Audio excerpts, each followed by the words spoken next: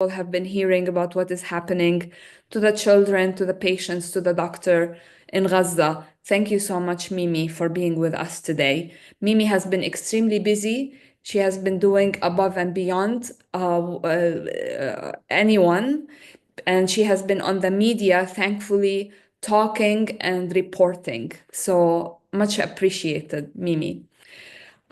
Healing from genocide while it is happening is extremely hard, and we have all been suffering together.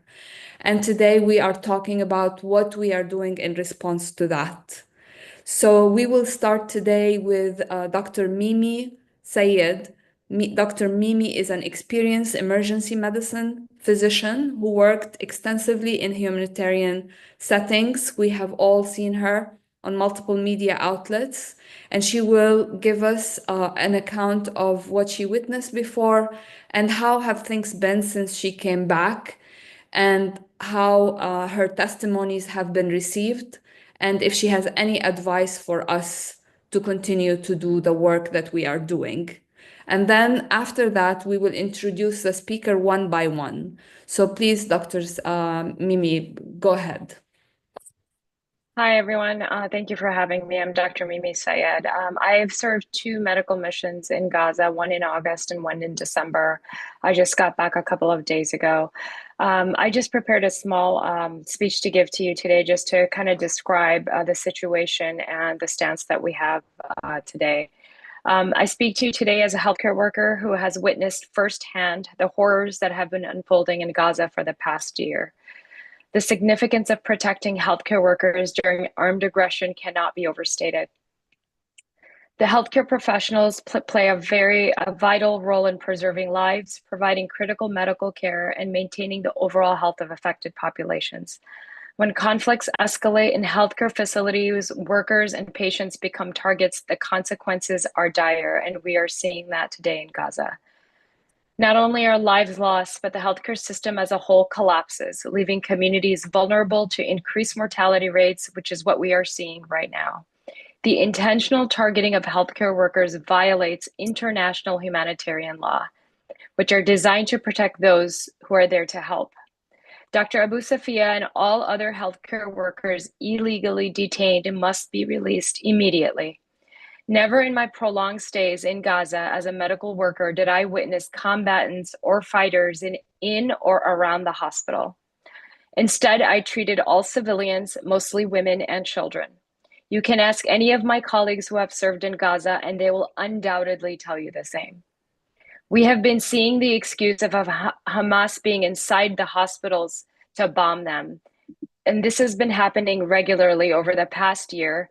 It must stop immediately. Moreover, medical evacuations for children are particularly crucial in Gaza.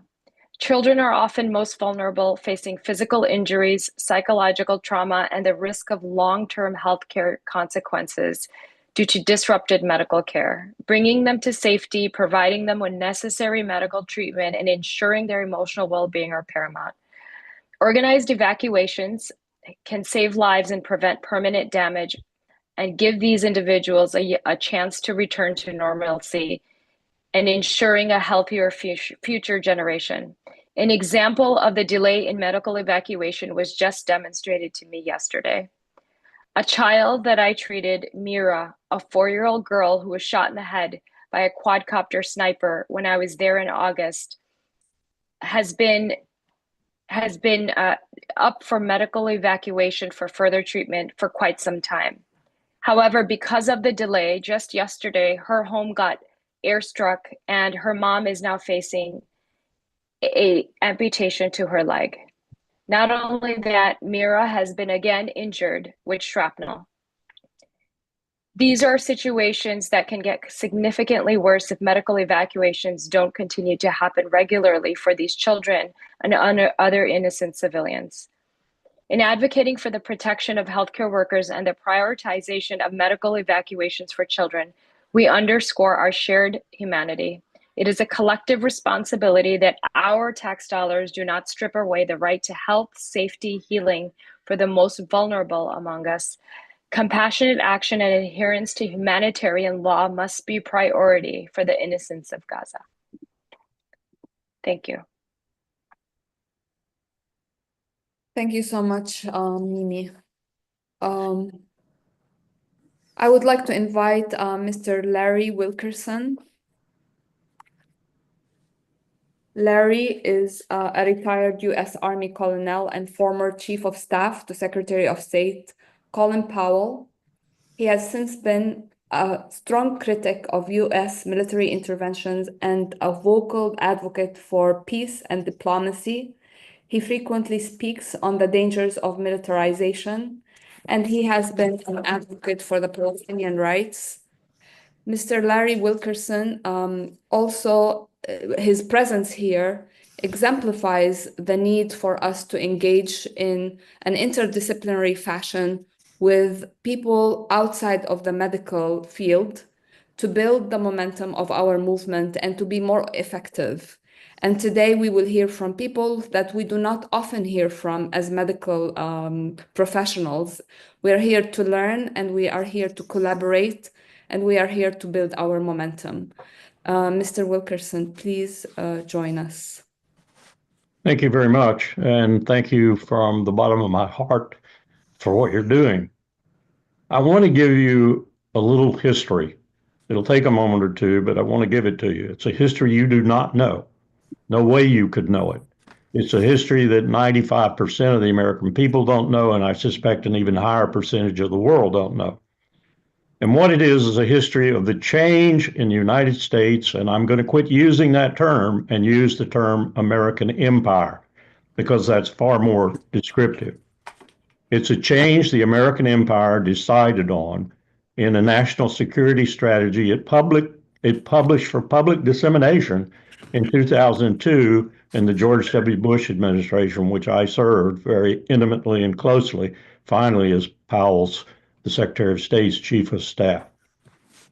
What that strategy did was take Ariel Sharon, Ehud Barak, and ultimately Bibi Netanyahu at the center of it all, and put them in what I would call the strategic seat in Israel.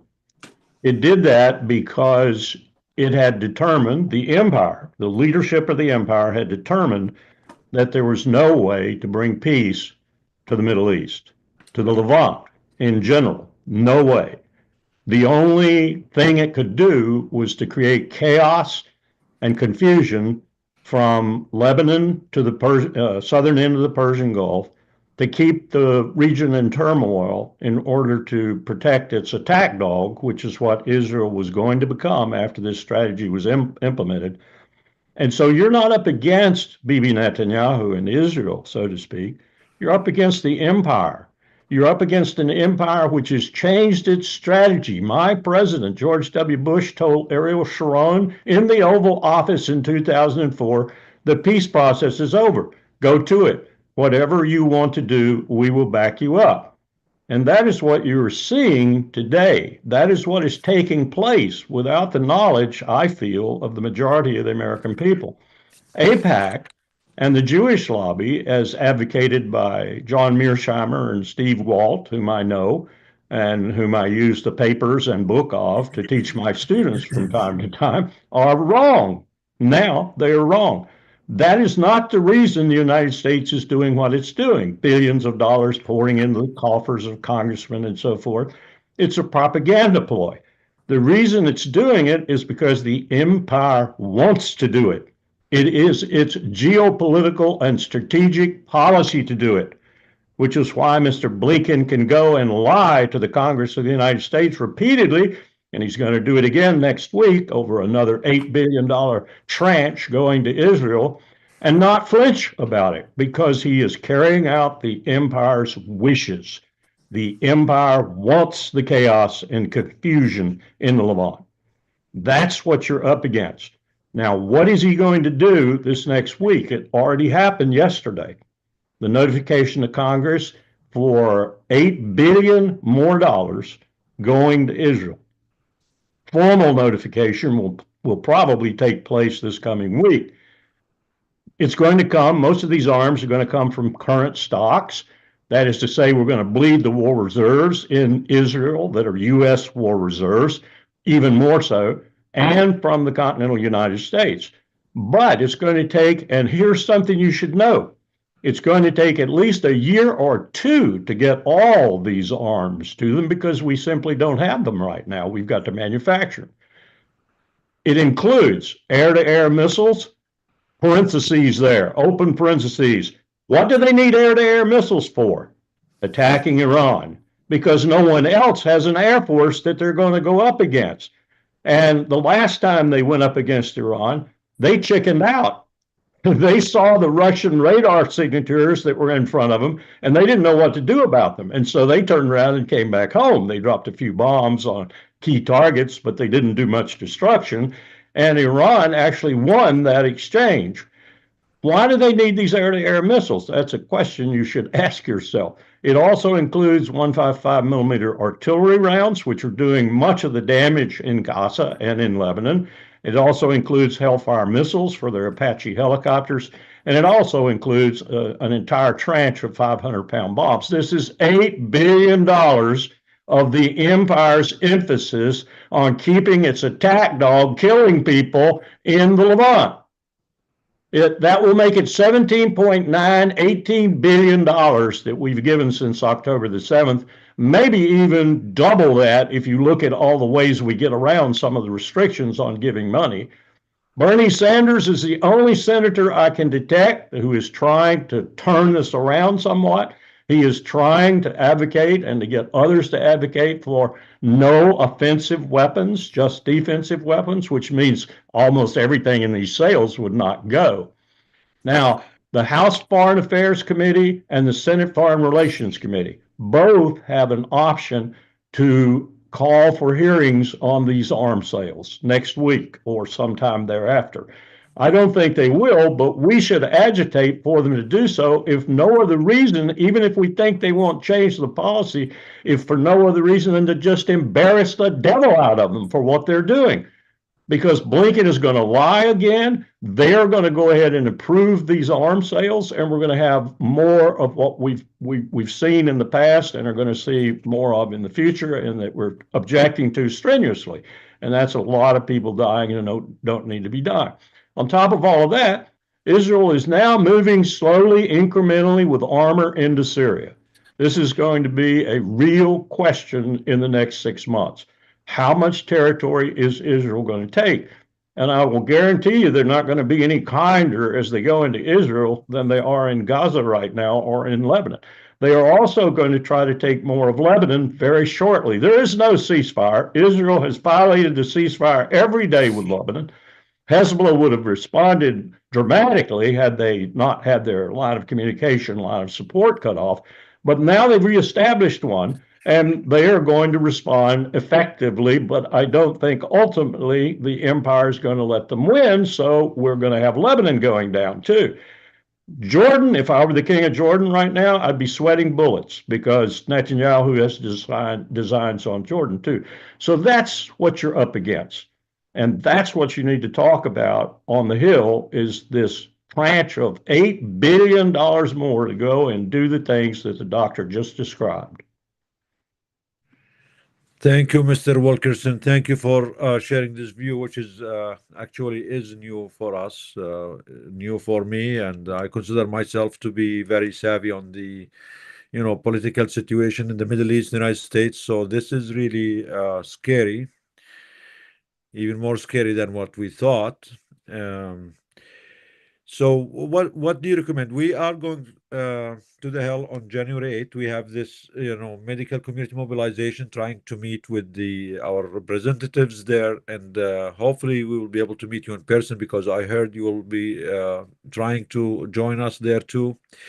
What should we do there? What talking points should we use? Which members of the Senate or Congress should we target or talk to? Is there a way we can have a unified strategy that can work? That is, for the immediate, action. And what do you recommend as a long-term strategy to change what the empire is planning for the world, which is very scary, very ominous, and it just makes whatever is happening now even worse in the future. You're absolutely right. And this is happening because of geopolitical trends that the empire recognizes. And those trends are the power in the world is moving inexorably, irrepressibly, and over time will be complete in that movement to the east, where it was for 3,000 years before the West began building its own empires. It's going to the east. It's going to China. It's going to Central Asia. That's where the future is. That's one out of every people on the face of the earth today is Chinese. One out of every person is Indian. 3 out of 5 are Asian. That's incredible if you think about it. And the money's there too. The BRICS alone have over $70 trillion in combined GDP and 14 more nations to add to that now. Russia is caught in both worlds. Russia is trying to determine which way it wants to go. Does it want to go with the inexorable movement of power to the east once again after 3,000 years? Or does it want to stay with Europe and the West, which is dying? And the West is doing, and the American empire is there with its proxies like Zelensky in Ukraine, like Moldova, like Georgia, like Romania, like Azerbaijan, like Israel, like Turkey. The West is trying to arrest this movement. It isn't going to work. But a lot of people are going to be caught in this, and a lot of people are going to be dying, not just in Ukraine and in Gaza and maybe Syria and elsewhere, because the empire is adamant that it is not going to let this power slip away from it. I'm very fearful that at the end of the day, we will use nuclear weapons if it becomes existential for us. And this is not something that, is pie in the sky. This is reality. This is the reality of power in the world today. And we have forces engaged in manipulating that power, one losing, the other winning, and all of us with the potential to lose should this go nuclear. That's the real scary thing. If you step into this situation in Gaza, and you look at it as closely as, for example, the doctor did, and other doctors I've talked to have, and other people from the region who've been in there and out of there and been lucky enough to survive, you understand that this is the future. This is the future of warfare. This is the future of things that are happening now with billionaires and almost trillionaires who are putting these things together, everything from artificial intelligence to drones to you name it, the new types of warfare. And I don't know what to tell you about this docile and basically incapable Congress, other than you have to appeal to their humanity. And I think what Josephine Guilbeault did recently in front of that one committee, the Veterans Committee, I believe it was, is the kind of appeal you have to make. If you're going to sit down with someone like Bernie or someone else who might be disposed to what you want to do, then you need to talk to them about what it's doing to our reputation in the world. Because if we have anything left of our reputation, it's not because we've tried to protect it. We're destroying our reputation in the world. And for the American empire, reputation, if we pretend to be a democracy, which I don't think we are anymore, but if we want to get back to that position, the American empire has to restore its reputation. And you don't restore your reputation by violating international law, by being absolutely impervious to the case against Israel for the genocide it's conducting, the case against the International Criminal Court that we're conducting. It's preposterous what we're doing. We're destroying our reputation in the world. But again, I don't think we care anymore. And that's an extremely dangerous position to be in, an empire that doesn't even care about the trappings of its reputation. So you're up against a formidable, formidable force. And about the only thing you can do, I think, at this point in time is appeal, as you've been doing, to their humanity, to the people in the empire who still have some humanity left. And there are a few in the Congress. You need to discover those people, and you need to try to get them to work for you through the kinds of appeals that the doctor just made and others like her have made, and the kinds of appeal, as I pointed out, that Josephine made. As dramatic as it was powerful. People are still talking about that episode. It was a powerful episode. Embarrass these people. When Lindsey Graham the senator from my state of South Carolina stands up on the Senate floor and says categorically, quote, if Israel weren't doing this, we'd have to be doing it, unquote. He's telling you what the truth is. The empire is doing it. And you've got to turn the empire off, at least to the degree that you can. And the only way to do that is to appeal to the emotions and the humanity of the American people and their representatives. I don't know how you do that precisely, but we've got to discover a way to do it. Otherwise, nothing's going to change. I'd like to caveat off of what Colonel Wilkerson is saying. I think that targeting the congressionals who recently signed a letter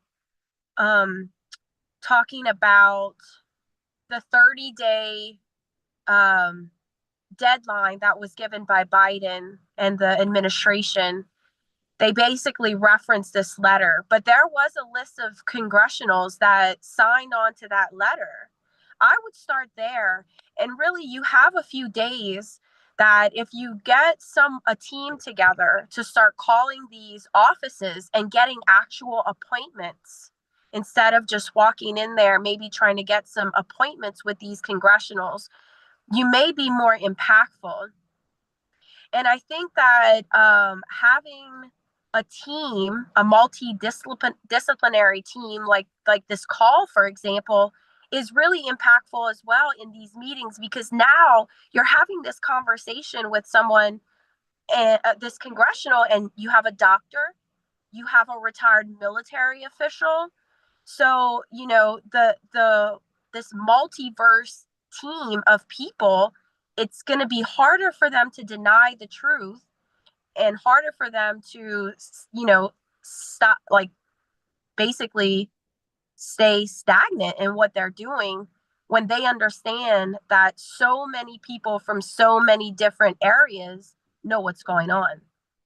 Let me jump in for just a moment and reinforce what Josephine just said. When I was working for President Obama on the Hill on the Joint Comprehensive Plan of Action, the nuclear agreement with Iran, the most effective thing we did was find people who lived in the state of that representative or that senator and bring them in with us and have them be sympathetic, of course, to what we wanted to achieve, and put the hammer down on these people from people who actually vote for them in their district or state.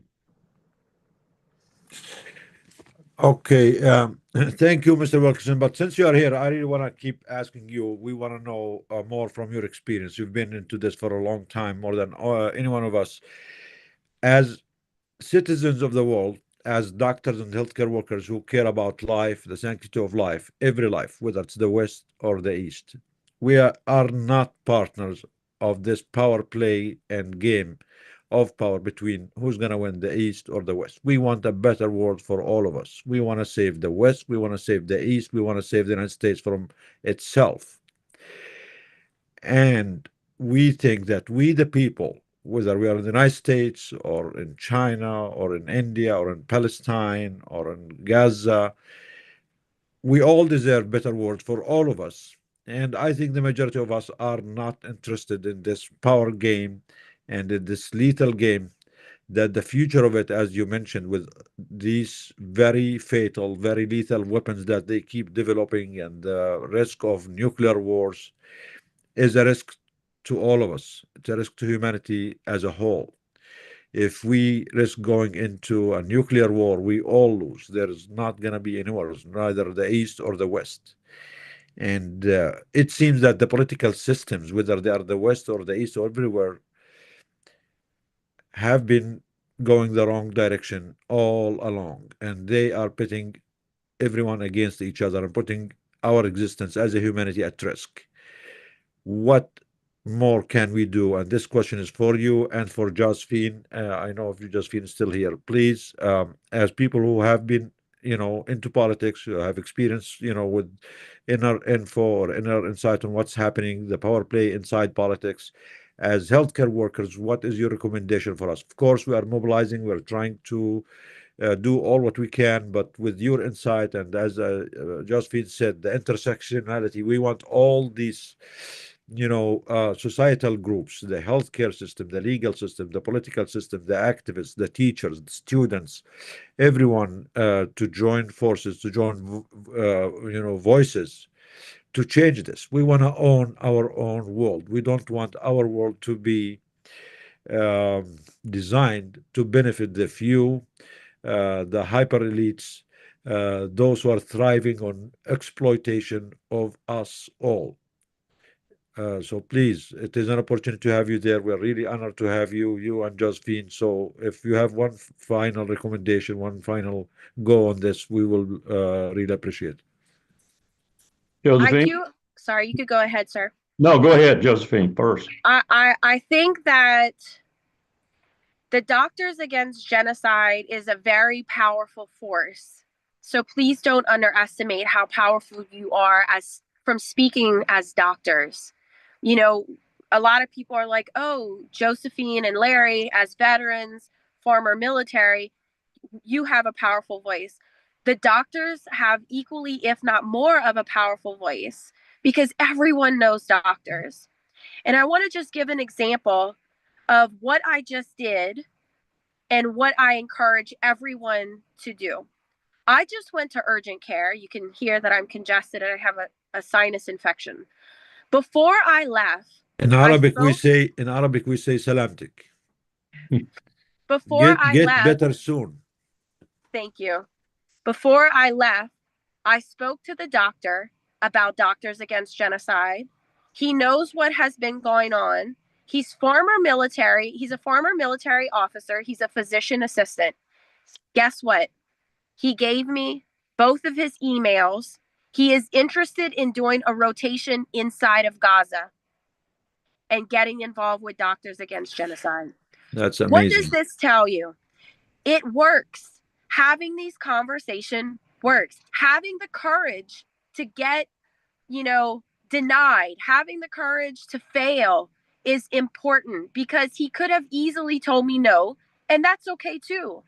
But all I want to suggest to everyone is don't be afraid to use your voice, no matter where you are and no matter who you're with. You just never know when you're going to get a small win. So that's my advice to everyone. Please use your voices and find the courage to do it.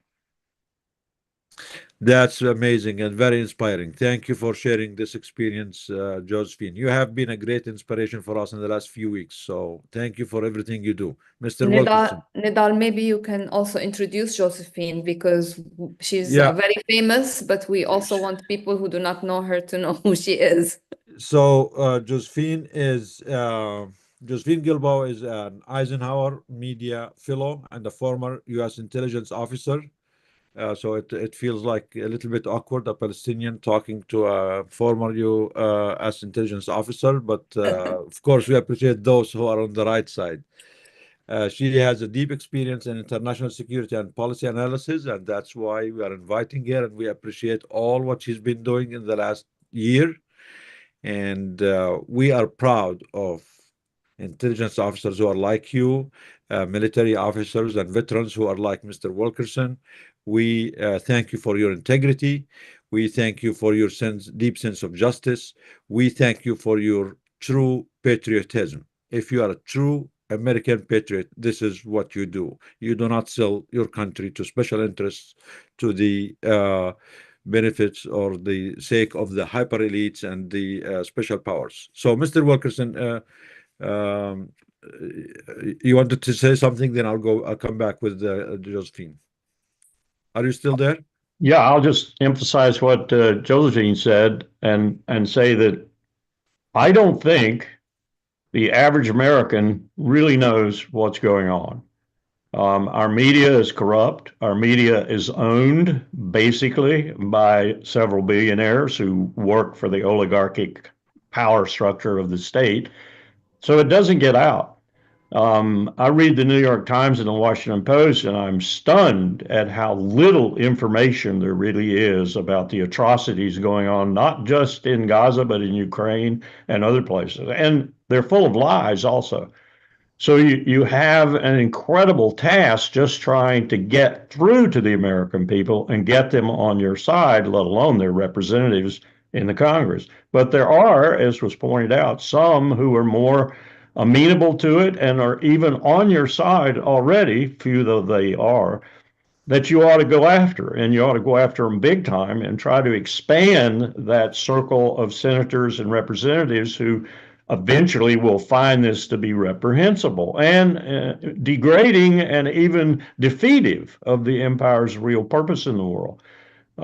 You've got to do that. You've got to get people on your side. I think the only way to turn this around ultimately, with regard to both Ukraine and Gaza and the Levant in general, is to get more of the American people on your side and get them to start calling and talking to and putting their wishes on their representatives and their senators.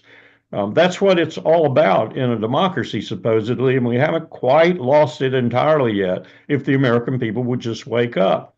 So don't just talk to the medical community, talk to Americans in general, anytime and anywhere you can, as representatives of that very professional, concerned group called doctors, nurses, practical physicians, physician's assistants, and such, because you have a powerful voice, a very powerful voice.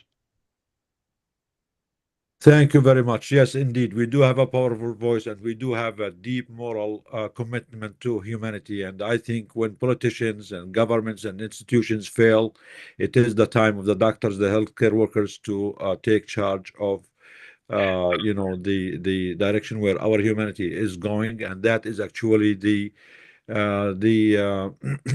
inspiration behind Doctors Against Genocide. And yes, we will keep going.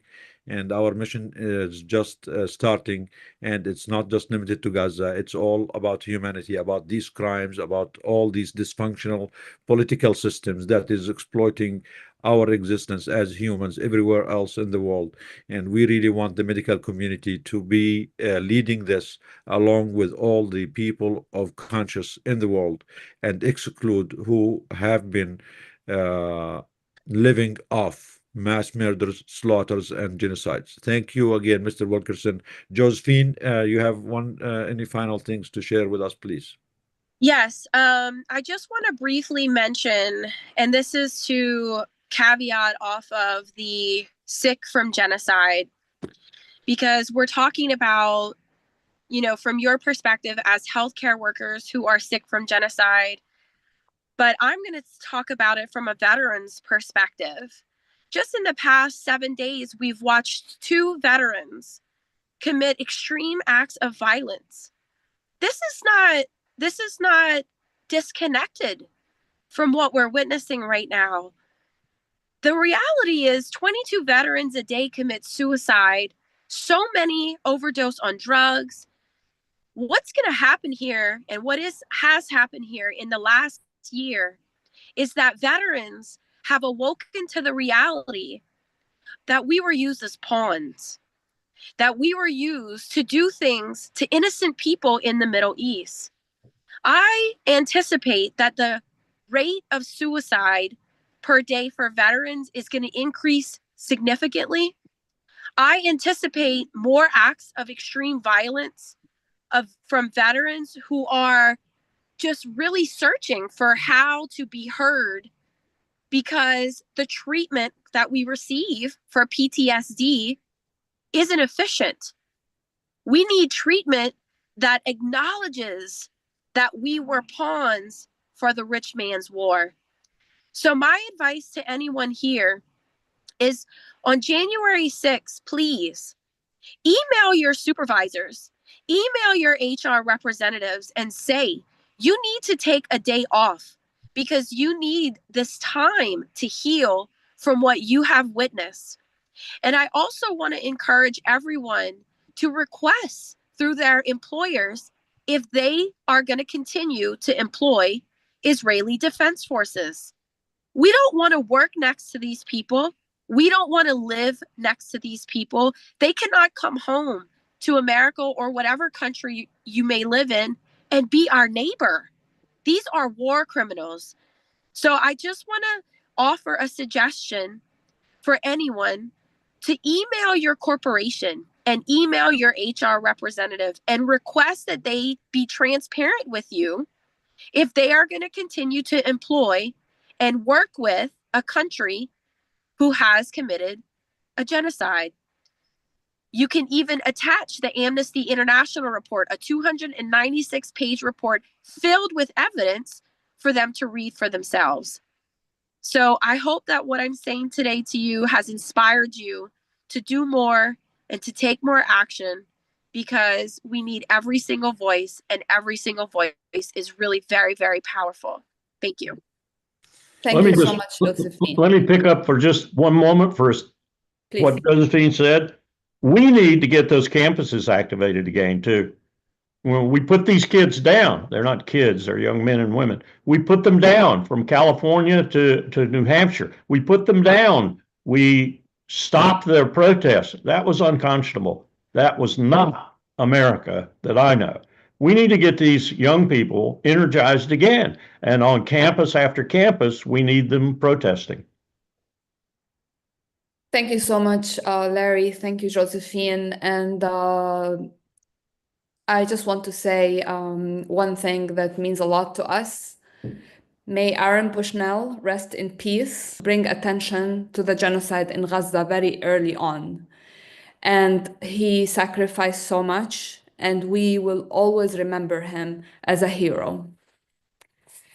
I would like next to introduce Dr. Rupa Maria. Dr. Rupa is a physician and activist, and she is a professor of medicine at UCSF. She has been known to integrating social justice into healthcare all her career. She co-founded Do No Harm, which addresses the health impacts of social inequities and violence. She has always been in touch with the indigenous population and the farming community. And she is an instrumental force in activism for justice. And we are very proud of her as a member of Doctors Against Genocide. And I invite her to speak about her work, her experience, and her thoughts. Thank you. Thank you so much, Dr. Karama, Dr. Nadal, for your beautiful leadership. I'm speaking to you today from the occupied unceded territories of the Ohlone people in what's called the San Francisco Bay Area, now where I was born and raised as a Punjabi immigrant. And I'm speaking to you as a UCSF professor who's been targeted and suspended. I've had attack on my medical license. I have been harangued and harassed by different people in the UCSF architecture in collaboration with the California State Senator, Scott Wiener, and UCSF's largest donor, the Diller Foundation. The Diller Foundation funds the Canary Mission, an online doxing site that I've now landed myself on and made many great friends who are also listed on the Canary Mission. I have had my reputation tarnished as being a Jew hater, which is absolutely untrue. And I have lost income. And this targeting of me is something that's been happening with healthcare workers around the United States. There are other healthcare workers who have been fired, medical students who've been suspended. And I encourage people to speak up about their repression. Your repression is not precious. It is not a shame. It is a badge of honor, because what you're experiencing is because your words are a threat to exactly what Colonel Wilkerson was describing, which is a threat to empire. And it is time right now to compost empire, to really compost it and let it, to start building and seeding a world of care. And it requires all of us. It requires our courage. So as I'm being repressed, I continue to speak up. Throughout October and November of 2023, I was in touch daily with Dr. Hassan Abu Sitta, who was dodging the bombing of different hospitals in Gaza. He was describing to me the genocide as it was unfolding from the perspective of the operating rooms there. And I was writing up the reports for the British Medical Journal, who had commissioned actually an article on decolonization from me in the summer. And I had requested to share this, this perspective of what was happening with the British Medical Journal. I rewrote an essay 4 or 5 times with the help of Dr. Abu Sitta as he was going through this treachery, and they refused to publish it. I sent it on to the LA Times. They refused to publish it. Imagine if we had published these things in October. Imagine if there could be a wave of solidarity and outrage to support our medical colleagues and the people of Palestine and the people of Gaza at that time.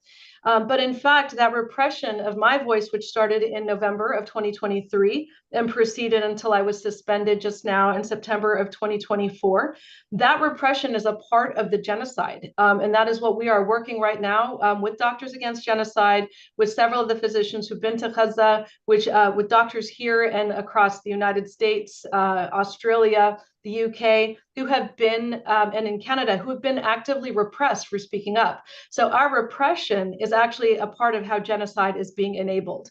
If doctors and our professional moral integrity and obligation to stand up for life and to stand up against this kind of systematic violence and targeted destruction of the healthcare system in Gaza, which was meant to annihilate and accelerate the annihilation of the Palestinian people. When we do not have a voice, and when we are rendered voiceless, and we are discredited, degraded, and dragged the way that we have been in the press and in our own institutions, that allows this genocide to continue. And we need to start holding medical institutions in the West accountable for the violation of international humanitarian law, which requires that we speak up and speak out against genocide. So I'm excited to be working with our colleagues here, with the Special Rapporteur on the Right to Health and Palestine, with the UN and other international entities now to look at how we start bringing these medical institutions to account across the West for silencing us in the face of this genocide. I encourage everyone who has experienced repression, so if you're a healthcare worker who's experienced this, please get in touch with Doctors Against Genocide. Go online and get in touch. You can find emails and ways to contact there, because we would like to gather as much information to include in our report about who is being repressed. Secondly, with what the good colonel was talking about, I've never heard a more convincing case for a general strike around the world. We saw with 6 weeks of staying home what happened to the price of oil. When the COVID pandemic happened, we saw that the price of oil went down to zero. Everyone just stayed home for 6 weeks. Can we start taking longer leave? So we're all going to call in sick tomorrow. What does a longer leave look like? What does a general strike look like? If we want to stop this kind of chaos that's being sowed around the world, but especially right now in the Levant, we have to start looking at ground up approaches using labor, using students, using all of the different partnerships that we can build, the web of alliances we can build to start disrupting this kind of violence. I'm excited to say that we're going to be activating a free clinic. So the pop-up Kamal Adwan pop-up free clinic for the treatment of the sickness of genocide tomorrow at Stanford campus. There's other ones being activated around the country. I encourage you to get them up in your medical campuses, up in your universities. Ask the students to come. Are they feeling sick from genocide? Of course they are. They've been hardcore repressed. Let's sit together with them. Let's offer our peer-to-peer counseling. Let's offer our generous support of mental health and offer our people in the United States what they need, because the health corporations, the health insurance corporations that have been denying care to our people are part of this problem. So when we look at the fact that the United States has sent over $300 billion to Israel, and Israeli people have universal health care funded by the government, supported by the United States, and our people go into medical debt, which is the leading cause of personal bankruptcy in the United States, and we can't even get healthcare here. This is an atrocity. This is health injustice on so many ways. So we need to start speaking up, connecting the dots, and working together. So get up a free clinic in your university, get your healthcare colleagues together, and let's show up for the students. And if the cops come out to batter us down, then we'll see those connections that are made between the IDF assaulting healthcare there and the US police, which are trained in Israel, so many of them trained in Israel, assaulting healthcare workers here. We are for the people, we give help to the people, and that is our obligation. We're not here for empire. We are here because we went into medicine for a moral cause. So that is all I have to say. I'm so grateful for the leadership and the camaraderie of these good doctors. Please join us, healthcare workers around the world. Let's unite and get this done together. Thank you.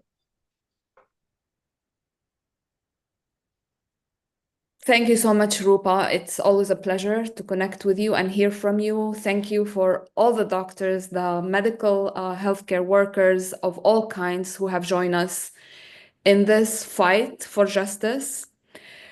I also want to thank the healthcare workers for Palestine who have been an instrumental part of this movement. They have the energy, they have the mobilization, and they are our partners in every single action that we do. Thank you for every one of them. I also want to tell our attendees in the chat, there are resources that you can look at. We have ways to get involved with our coalition by joining Doctors Against Genocide. That way you get the newsletter and you get the information. We also have a petition that is being sent to the Congress to free Dr. Abu Safiya, who has been violently arrested from his actually incarcerated from Kamal Adwan Hospital, where he was treating patients. By the way, Dr. Abu Safiya is a pediatrician, just like myself, and I have known him for a year. He is an incredible medical doctor. He's an incredible human who lost his son while he was taking care of patients and telling his story to the world as a way of punishing him for speaking up. He then was also violently taken and actually disappeared. They would not say to us where he is. We were hoping to have his son today with us to tell us about what is happening with the family. Probably very difficult for them to connect with us. So please sign this petition. And also, we have a day on the Hill on the 8th of January. We will be going to Washington, D.C. as a coalition, as a group of medical professionals together, and we will be going from one office to another. We have several appointments. Please join us by signing this form, and we will be there, and we will answer all your questions, and it will be hopefully a very effective day on the Hill. We also are asking organizations to endorse our campaign, which is called Not Another Child, Not Another Hospital. This is a campaign to bring awareness to what is happening in Gaza, the complete destruction of the medical healthcare system, the complete destruction of all the hospitals, the murder of patients while they are on their beds. What is happening is something that is unimaginable, and not a single medical professional should be silent about it. So please sign that petition, endorse the campaign, join us in this fight together. We appreciate donation to our organization. We are sending medical supplies and we are sending medical beds to the hospitals that are remaining in Gaza. They need everything. People in Gaza do not even have winter jackets and blankets. You have all heard about the babies who are freezing to death because there is no shelter. The tents are being flooded by the rain or by the sea. What is happening is, I don't think even the worst horror movie can depict what is happening there. So we have a lot of initiatives. We need a lot of help. Join us. And this is the most rewarding thing that we can do as a medical community, to speak up for our colleagues and our patients all over the world. We are not limited to our work in the office, seeing one patient in half an hour and then going home and enjoying the privilege that we have. We have to be able to speak up. We have to be able to be brave and not just sit silently at home and waiting for something to happen. And please, Dr. Jbour, Yeah. go ahead. Yeah, thank you. Thank you, Karama, for saying this. And yes, please mobilize, please talk to your colleagues, please have everyone join the movement for humanity. As we speak, as Dr. Hawash mentioned, there is an extermination campaign going on in Gaza, committed by the genocidal state of Israel, with full support and backing and arming from the United States. Our colleagues, our doctors, our nurses are being murdered, are being detained, tortured illegally. Our children are being starved. They are freezing to death. Whatever partially functioning hospitals they keep attacking them and bombing them, and our people there, knowing that how resilient they are, they keep trying to rebuild and open these small field clinics, field hospitals, and they do need all the supplies to start these field hospitals in terms of medications, medical supplies, medical beds. We are in contact with a few of these hospitals and trying to help them as much as we can.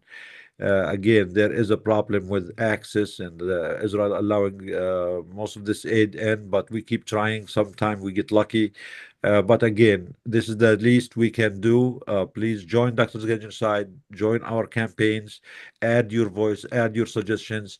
Dr. Hawash mentioned that we as a healthcare community, along with a broader coalition of activists, of politicians, of media people going to the Hill on January 8th. Please, everyone on the call, if you have any connections with your representative, your senator, if you can call them, if you can also add your voice, if you can organize a meeting for us to meet them there, you can also join us or even be on the Zoom. So thank you, everyone, for doing all what you can. That is the least we can do. And usually I don't get intimidated very easy from having doctors here, but we are joined by three of the smartest doctors, the most genius doctors, the most true human beings who have the passion, the commitment to true health care, not the healthcare for profit, but true healing and true healthcare for humanity. The ones who really want us all to have a better world. Dr. Rupa Maria, Dr. Lara Germanos, Dr. Asfia Kader, and they're all here with us today. And we're really proud to have you here, to have your voices. We are really proud as DAG to have you part of our power team as the medical community trying to find our steps into this world to try to fix what we can from what the politicians damaged. So next we're going to go with Dr. Lara Germanos. She's a practicing family physician, a community organizer, social medicine practitioner, and researcher. She's a clinical instructor at Harvard Medical School. Dr. Germanos has been involved in grassroots organizing, advocacy, and research for many years, addressing worker and immigrant rights in the United States, health equity amid the COVID pandemic, infectious disease in Brazil, and the impact of conflict and displacement in the Middle East. Dr. Germanos, thank you for being with us. What are we going to do?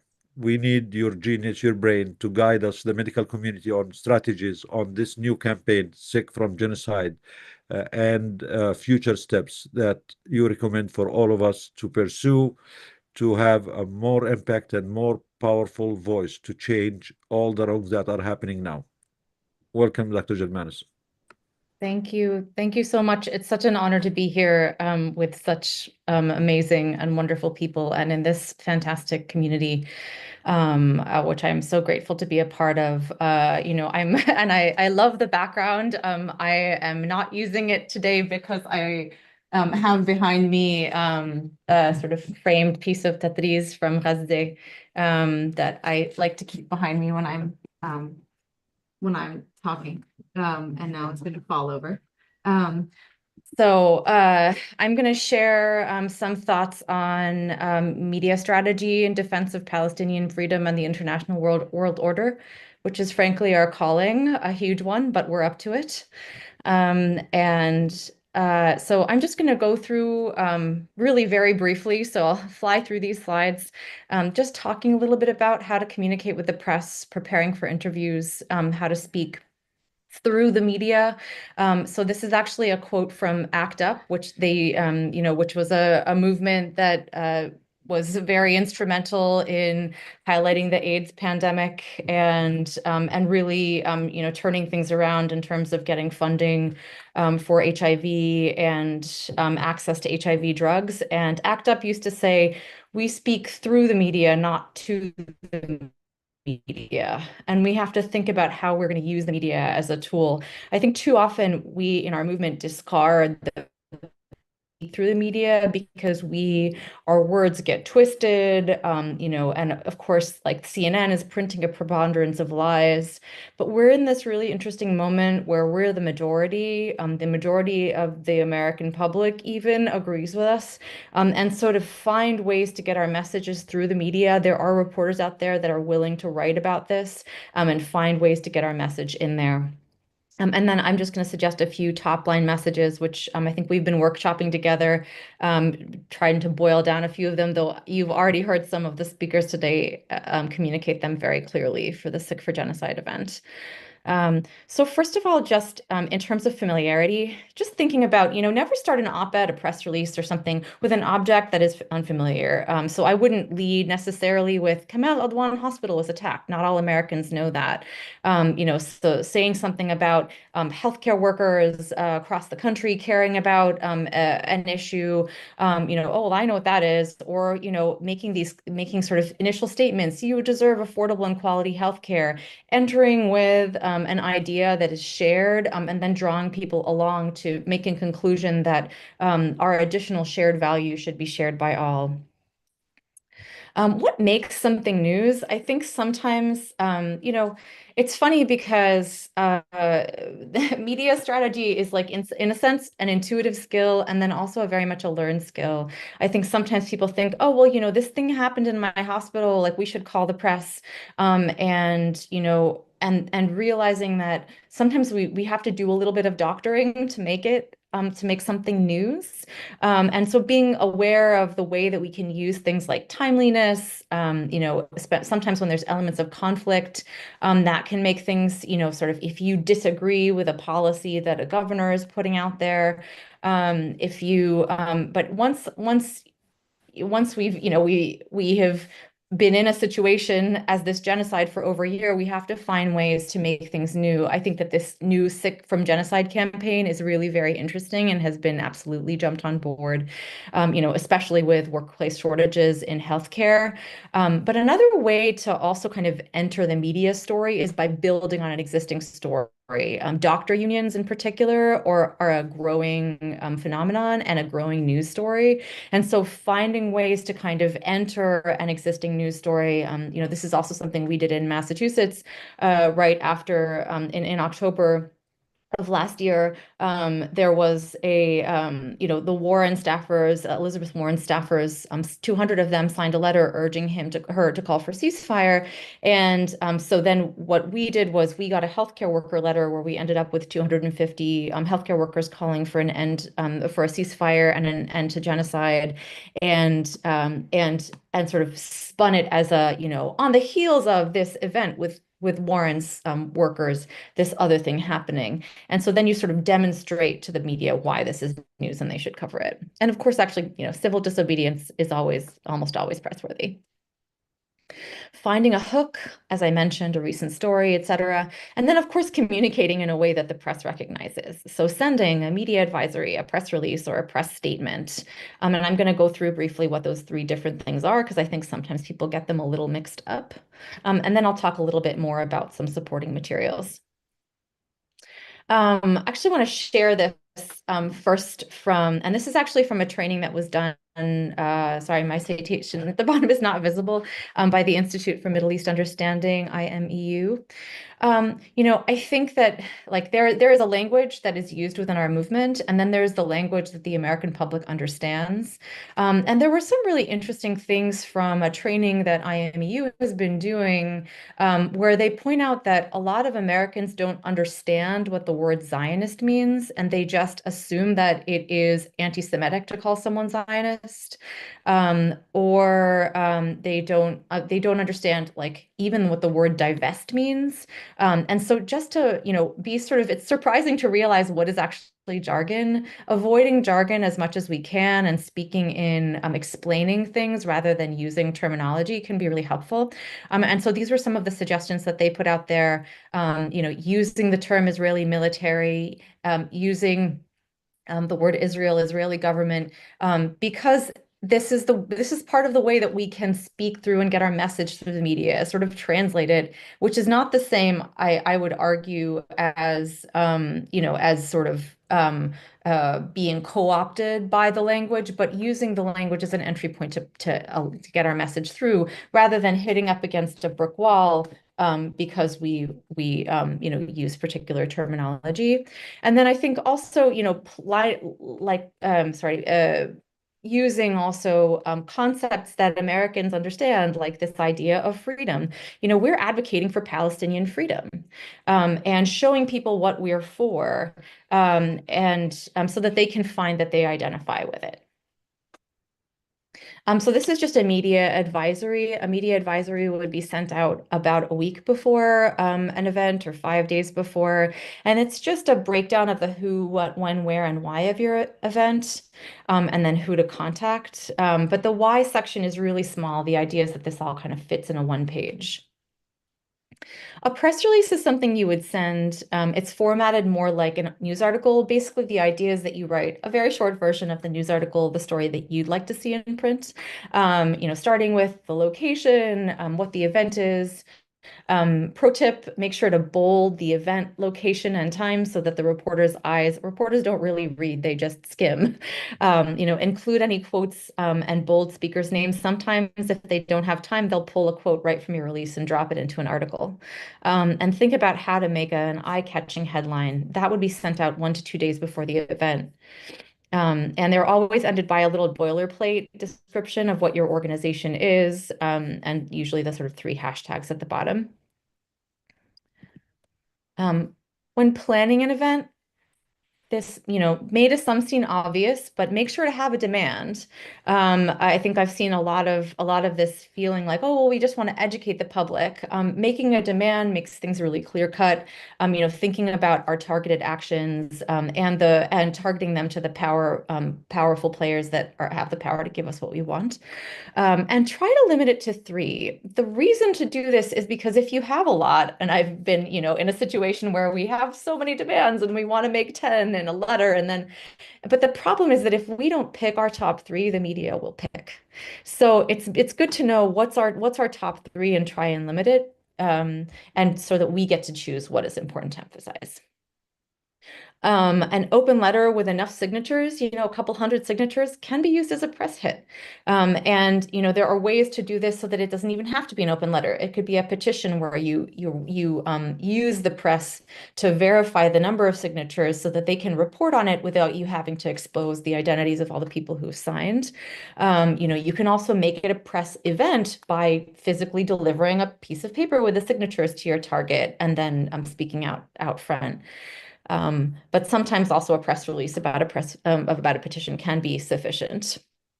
And emphasizing prominent people, this is something that we did with our national press release about the Doctors Against Genocide. Doctors at the nation's top hospitals and medical schools are participating in this. Connecting with reporters, media work is just networking. It's just networking with reporters. So getting to know journalists and their beats, who covers what. There's a higher ed reporter, there's a healthcare reporter, and I think it's a little bit hard to know how to build a national press list around this issue, because the people that are going to cover us demonstrating against the genocide here are going to be our local healthcare reporters and our kind of local news reporters, and not the people that are writing about events on the ground in Gaza. And so to make the connections with events on the ground in Gaza and here sometimes can be difficult. But getting to know who we should be talking to and educate those willing to listen. We had a really interesting experience last year where a number of healthcare workers spent a few hours educating a reporter who was willing to listen and was really both siding the issue of Gaza. And then he ended up writing this really powerful article about Harvard Medical School cracking down on protests against the invitation of the AMA president to speak at Match Day. So, sometimes you can turn people around. If you receive a request from a new reporter, it's important to look them up. I would love to do a little kind of collective brain trust press list activity where we take a bunch of contacts and all go out and search, what stories. Literally, when I get a new reporter who asks me to talk about something, I look them up and I search for their name and I look for Gaza and I read the last couple articles that they wrote. And it gives me a pretty good sense of their bias. So before speaking to a reporter, ask them for a deadline. What time do you need to talk to someone by, and respond to inquiries quickly? The person who's listed as the press contact on your release doesn't necessarily need to be the person who's going to talk to media. It can just be the person who's fielding press calls, but they do need to be able to kind of respond and pass off requests quickly. Inquire about what kind of an interview is it? Is it audio? Is it video? Is it print? Write out for yourself some notes, top line message, 1 to 2 sentences, and 2 to 3 supporting messages. If you try to do more than that, again, if you don't pick what you want to emphasize, the reporter will get to pick. And then once you've said your top line messages, just repeat them. Don't talk more. I always make this mistake where I keep going, and then they can pick a quote from something where I wasn't very focused.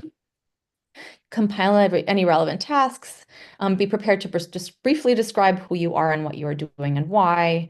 And then, talking points, I'm going to get a little bit more into this, but these bite-sized sentences that a reporter can kind of capture that express your point concisely and in typical or normal ordinary words.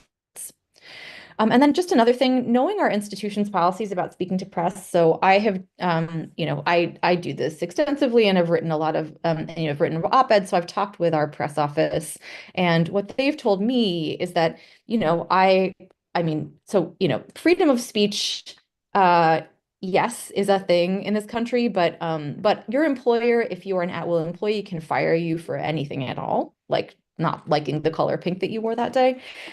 So they can fire you for what you said. But I have at least come to a negotiation with my workplace that as long as I say I am a physician practicing in whatever city, but don't name them, that is sufficient for them to feel that I have not, that I am not speaking on behalf of the institution. And a typical interview will be open-ended questions. Just be ready to speak in the sound bites, be back and forth, allow there to be some silence. And then channel your most hated politician.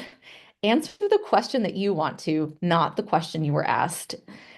People don't even hear the question that the reporter most of the time asks, especially in a print article. No one ever knows what they asked you. You don't have to answer their question. Answer the question that you want to answer.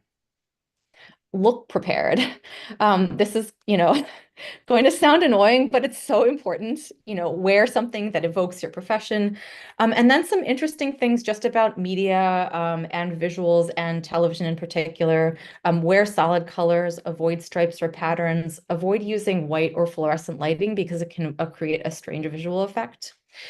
Similarly, actually, dangle earrings and large jewelry can distract from the message and reflect light. So unless this is sort of central to your image or what you're trying to communicate, it's better to avoid them. Do the actions that create appealing visuals, amplification, having a clear and brief program, and then assigning people at your action to take photos and videos. I'm just sharing the mistakes that I've made and wished I had remembered to do beforehand in the past.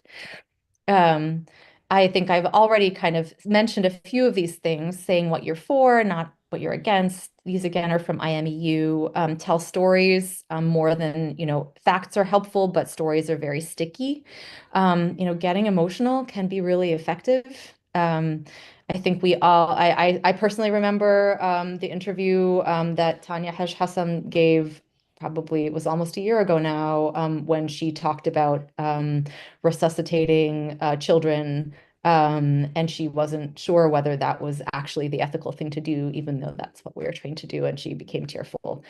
And I still think about that. Being proactive, not reactive. Don't repeat the frame or the attacks of the opposition. Even so, don't say, we don't do this, we don't support that. And then flagging, signaling things this is the most important thing to remember, the key issue I want to emphasize. And on the other hand, bridging, this is a tactic. So if somebody asks you, oh, well, didn't the Israelis attack hospitals because Hamas was hiding in hospitals? You can say, first of all, the only evidence of military activity in hospitals is the immense and overwhelming campaign of Israel to decimate hospitals. And then if they use that quote, they have to quote you saying the overwhelming campaign of Israel decimating hospitals, or just completely flip. Let me emphasize again that the United Nations has found that Israel has, as a deliberate strategy, targeted and decimated Palestinian hospitals, other things like that. So you can completely sidestep their question. Don't say no comment. Actually, here's another example that came up for me the other day when I was talking to a reporter. Won't calling out sick disrupt patient care? So instead of saying we aren't disrupting, that accepts the negative frame. Say, as healthcare workers, we're committed to caring for all, but our healthcare system is better suited to make profit for insurance companies than CEOs to keep us healthy. Our elected officials are sending billions of dollars to Israel to commit genocide in Gaza instead of funding healthcare, housing, and education. Genocide is literally making us sick. Oh, got a question or a comment. Karama. I have like By two mistake, more slides. Sorry, I'm going Lara, long. please go ahead. No, sorry. Oh, nice. Okay. So as I said, talking points, thinking also about how we can frame our subject in a way that will be appealing to the majority of readers. A friend of mine who runs a lefty PR firm, kind of has put this to me in this way, that imagine trying to make a point that will have at least half the public nodding their heads. Thinking about how can I write myself a quote that will sound so eminently reasonable that nobody could even imagine disagreeing with it. It just sounded so reasonable. And then entering with a familiar or shared value, something that the public can relate to.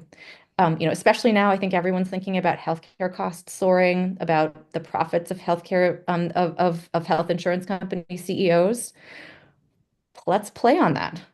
More Americans are uninsured than ever. Instead of funding healthcare, our elected officials sent nearly 18 billion last year to destroy the healthcare system in Gaza and massacre thousands of children. Genocide is literally making us sick.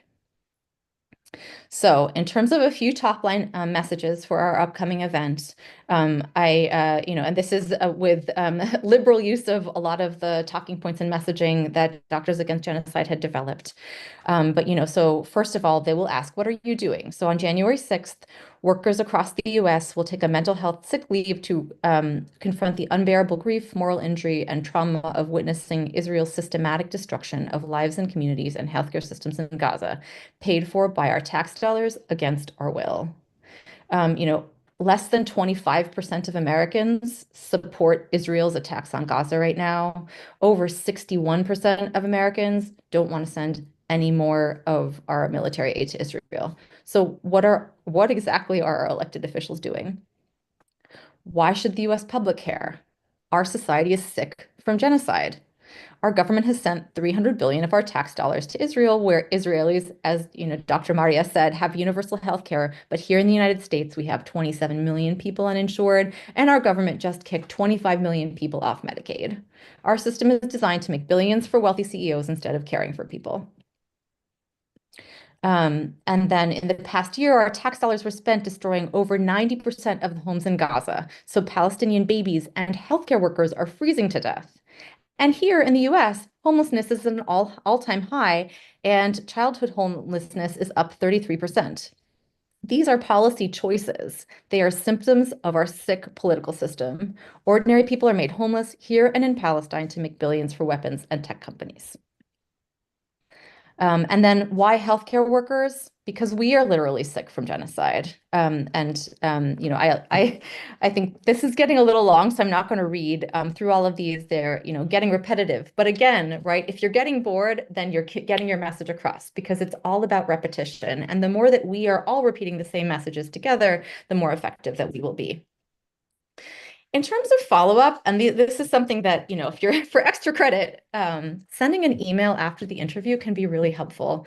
I often will make a comment, especially to print reporters, everything that I said, I can cite, and I'm happy to send you the citations for the comments afterward.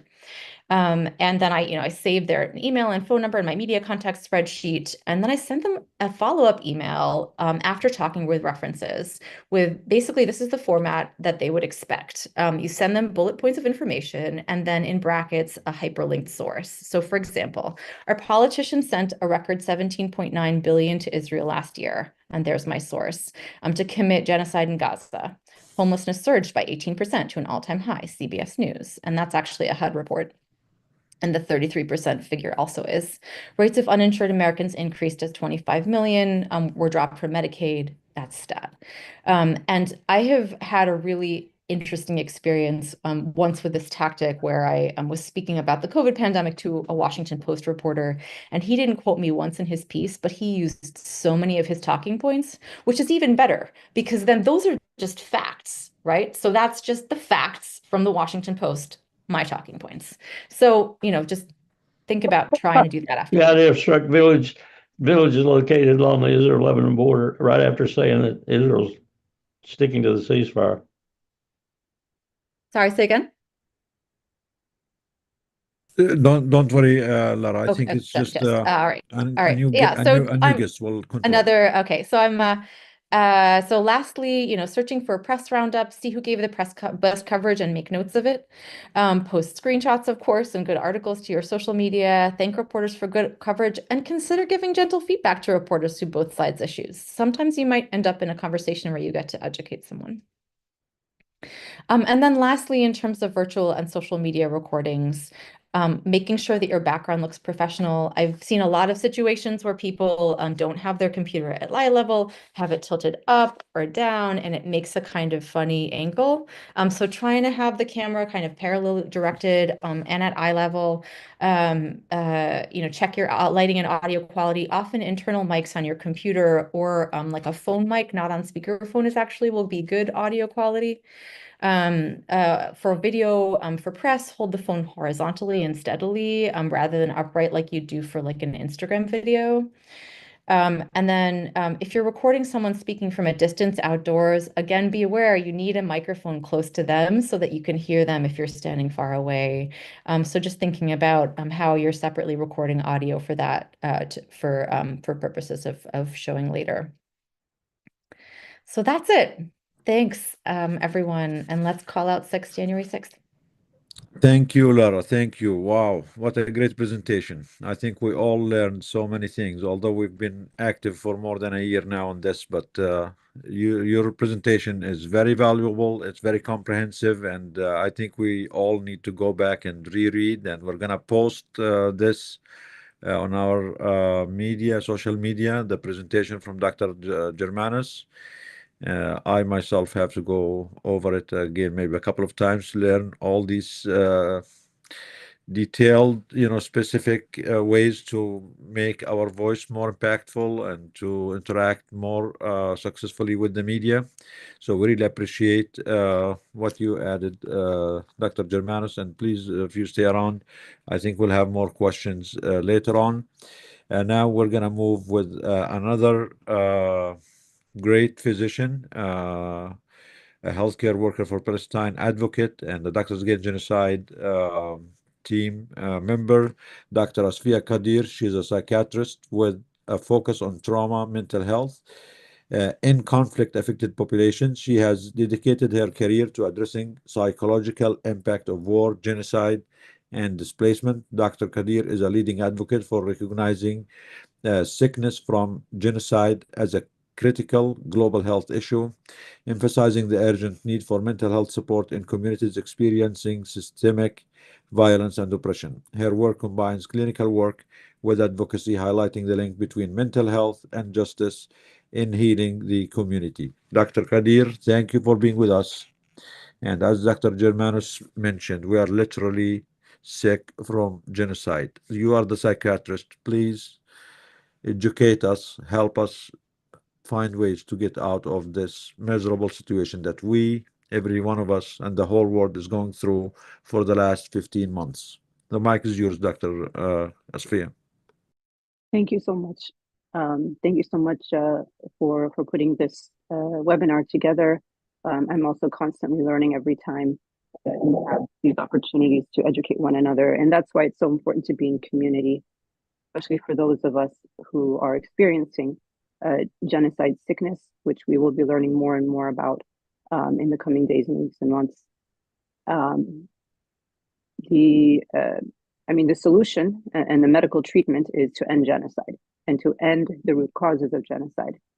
And I think, as with so much over the past year, in the medical community, we are also developing new language and concepts in order to illustrate what we are witnessing and experiencing. Dr. Kadir, sorry to interrupt you, but there is some echo. Do you guys hear it? There is some echo. Is there a way you can fix your mic, or it's just me? Do others hear it as well? Iman, do you hear an echo? It's a little bit echoey, but it's not so bad. So Okay. maybe just try to speak louder. Okay, I'll speak a little bit louder, and please let me know if it becomes problematic. And so we are teaching this concept now, and we really want everybody here to begin using this language and to feel that you have the ability to hold these conversations, because we need to speak about genocide with a medical framing. And so genocide sickness is a very specific construct that we are going to be hopefully publishing about and describing in much more detail, so that you have the ability to hold these conversations and so we can frame medical interventions. As always, we take the lead from our Palestinian colleagues who have been teaching us over the past year and before, leading in teaching us to resist any normalization of occupation, apartheid, or in this moment, genocide. The goal of genocide, especially in this moment, 15 months on of an accelerated genocide, is to insist that as a world community, we accept genocide as part of the inevitability of the human condition. We are expected to normalize and integrate daily massacres, field executions, starvation and poisoning, forced displacement and expulsion as something that just happens or is somehow necessary. And we have to reject this. As healthcare workers, our goal is to end genocide forever, to eliminate genocide as something that ever occurs anywhere in the world at any time. So you can automatically see that we are directly on the front lines fighting genocide as healthcare workers. We refuse to consider any part of this genocide as inevitable. Every account that we hear, every testimony, every day, every night, that something comes to our awareness of what is happening on the ground should and will continue to be a shock to our senses and to our moral fiber. That is a sign of a healthy moral compass, and that is a sign of a healthy human response from a biological standpoint. Why am I saying this? As humans, we are neurobiologically wired for connection, to be in connection with one another. And that does not have to do with ethno-linguistic background or the artificial construct of race. That does not have to do with geographic location, religion, anything. Just as being human. And that is a survival mechanism. So we are wired to be in connection even before we're born, right? Think about attachment. Attachment between a caregiver and an infant is necessary for both the caregiver and the infant to have optimal health. And so we are wired to be in connection with one another. We are wired to have empathy for each other as humans.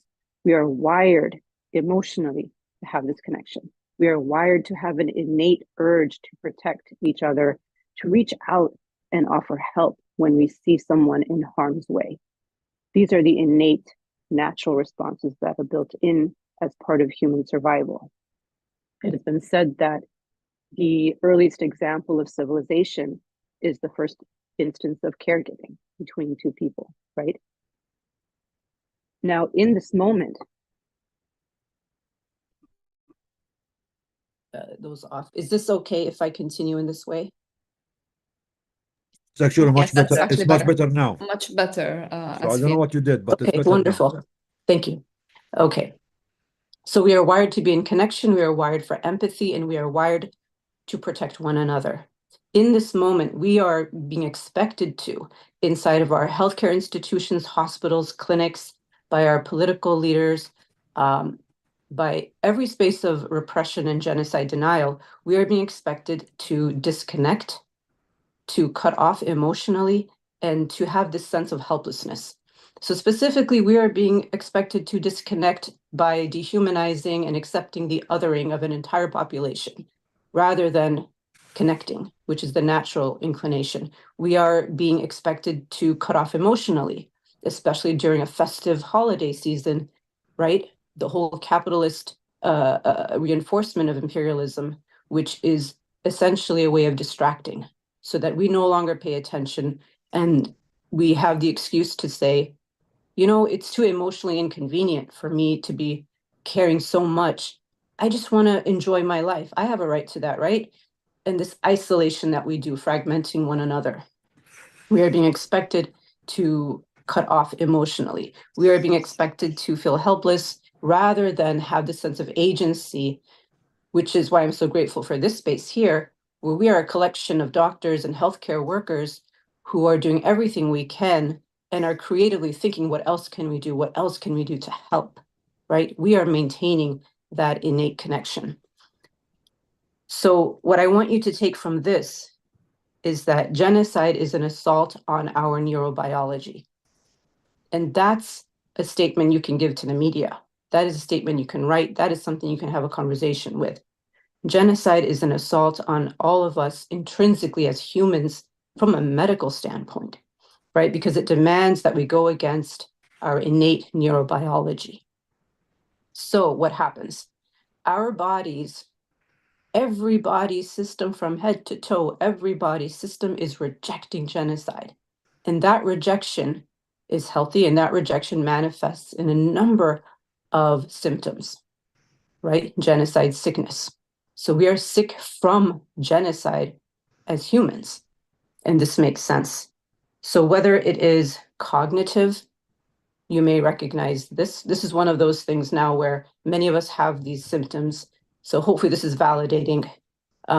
Memory is, for me, one of the things that really was affected in very, very at the beginning.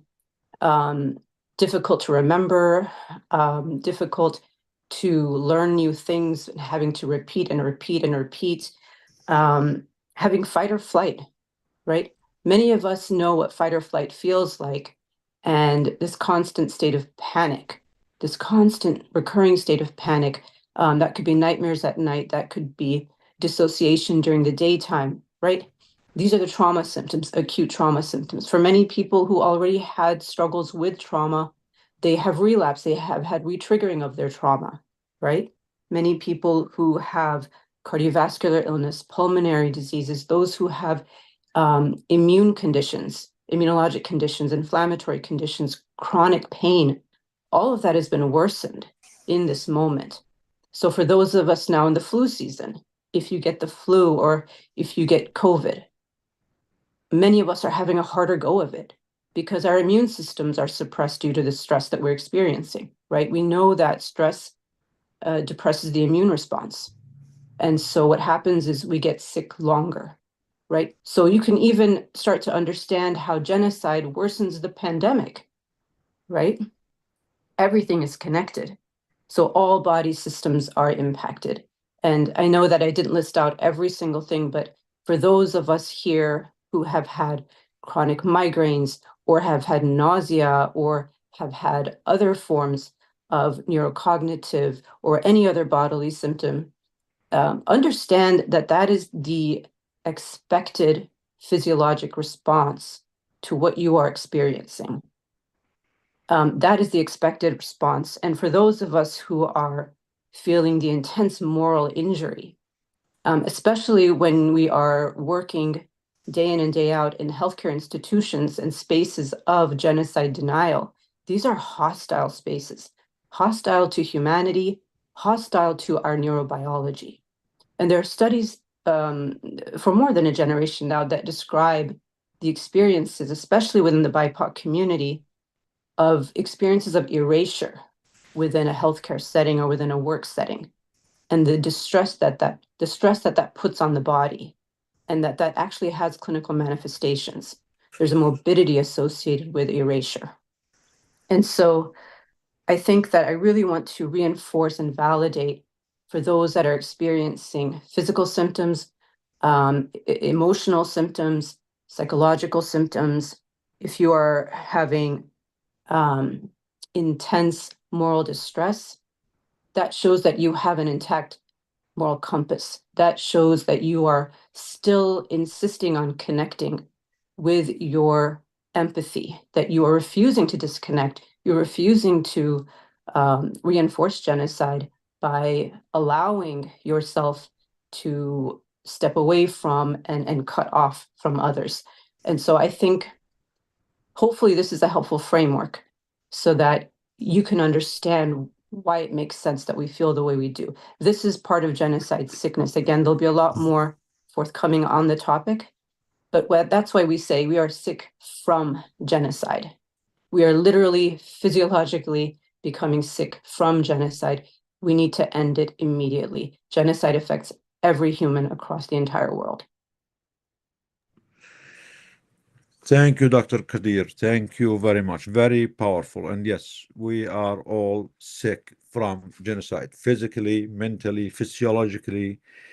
And thank you for validating what most of us have been feeling for the past 15 months. So we were not crazy. This is the normal response, the normal physiological and human response to seeing other people, other human beings, children, healthcare workers being mass slaughtered in front of us.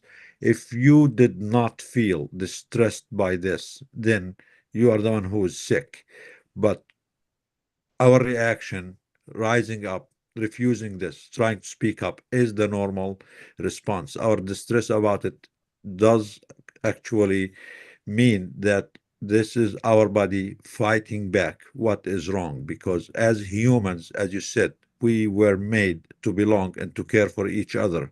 Those who manage not to care or to dehumanize others to justify their murder are the one who are actually sick. And again, we are not helpless in this. We are sick from genocide. But thank you for mentioning also that we also have the agency as human beings, as doctors and healthcare workers, as normal citizens of the world, to not stay silent, not stand by and watch. We are not nobodies. Every one of us can do something. If not more, you can do little. We can all join forces. We can learn from each other. We can amplify our voices. We can empower each other. As long as we don't sit and watch, then we are okay. So far, all what we did maybe did not have an impact, but that's not an excuse not to try more, learn more, organize more. And I really appreciate the way you put all this into the medical narrative, into medicine. What Israel is doing is a crime against humanity, against medicine, against our physiology as human beings, our normal emotions as human beings. And to even to expand on this, genocide is one of the gravest threats to public health in history. We studied this. In the 20th century, genocide has claimed the lives of over 250 million human beings. That is way more than all the pandemics combined. That's more than all the people who were killed in wars, including World War One, World War Two. So, being this major threat, catastrophic threat on human life,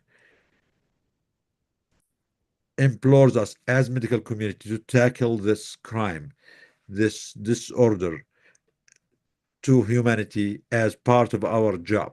We've never learned in school, in medical school, what is genocide, what to do about genocide, how to advocate for genocide, how to detect early risks, early symptoms of genocide.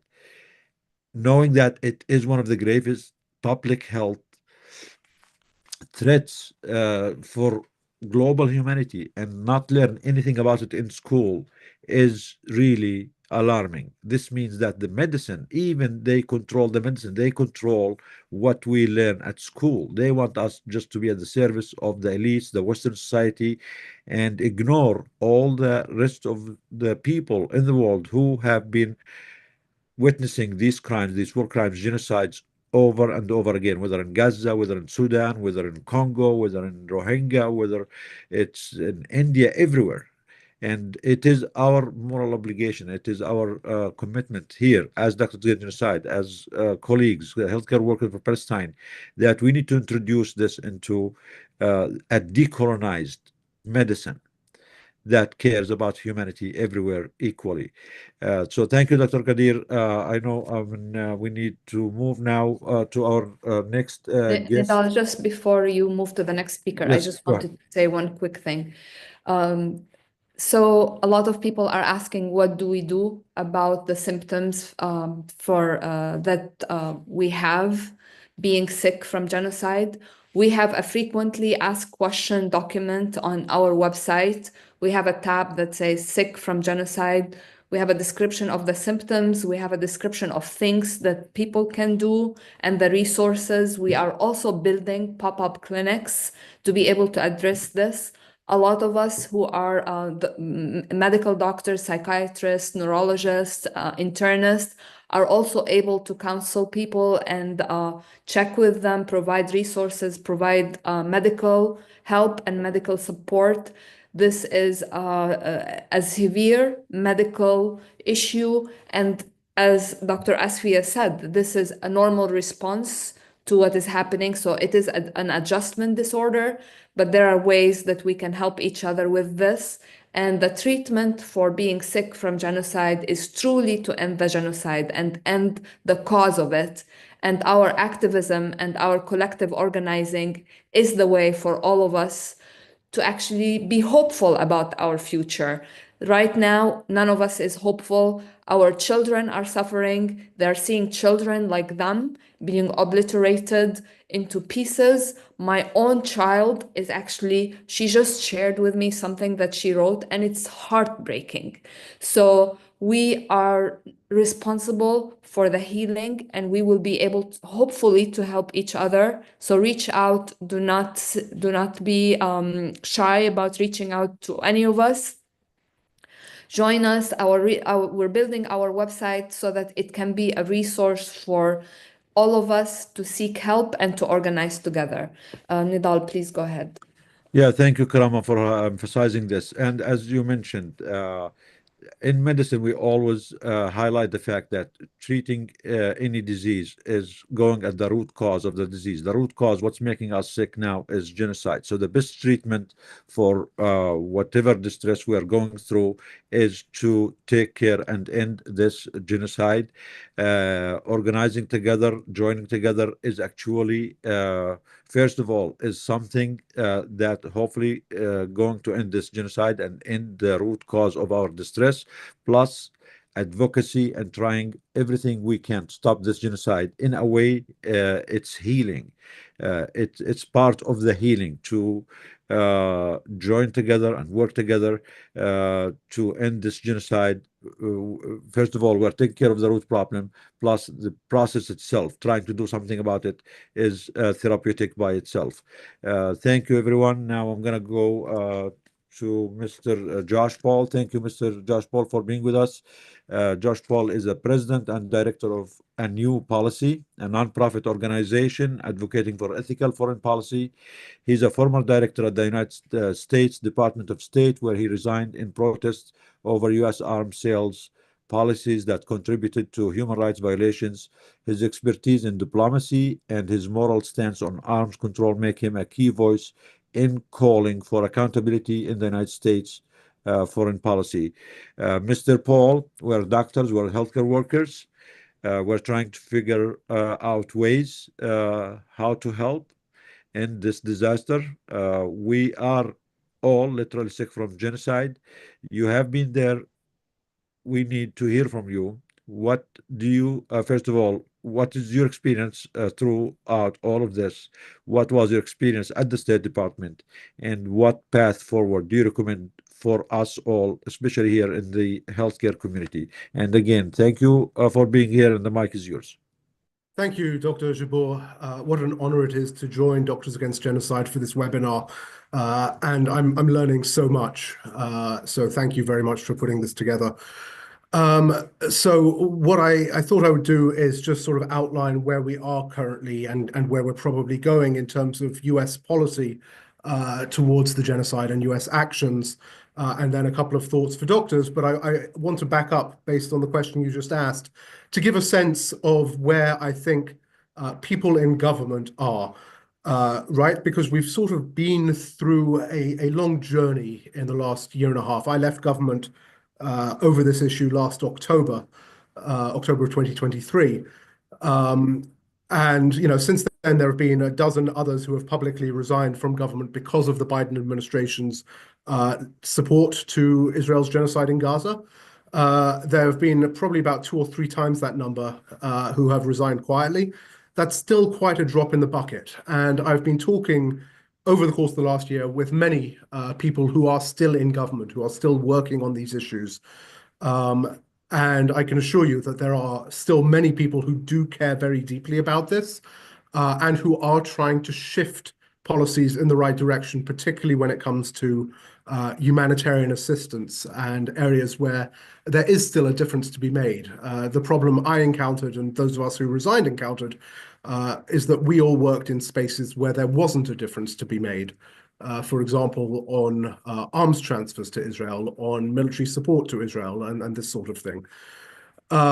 What those who are still in government have seen was, first of all, in what we might now call the early days of October, November, December of 2023, a real upwelling, a real cry for change from within the civil service that resulted in, you know, dissent channel cables, for example, formal cables to the Secretary of State calling for change in policies that resulted in town halls and listening sessions where senior government officials sat down with their staff.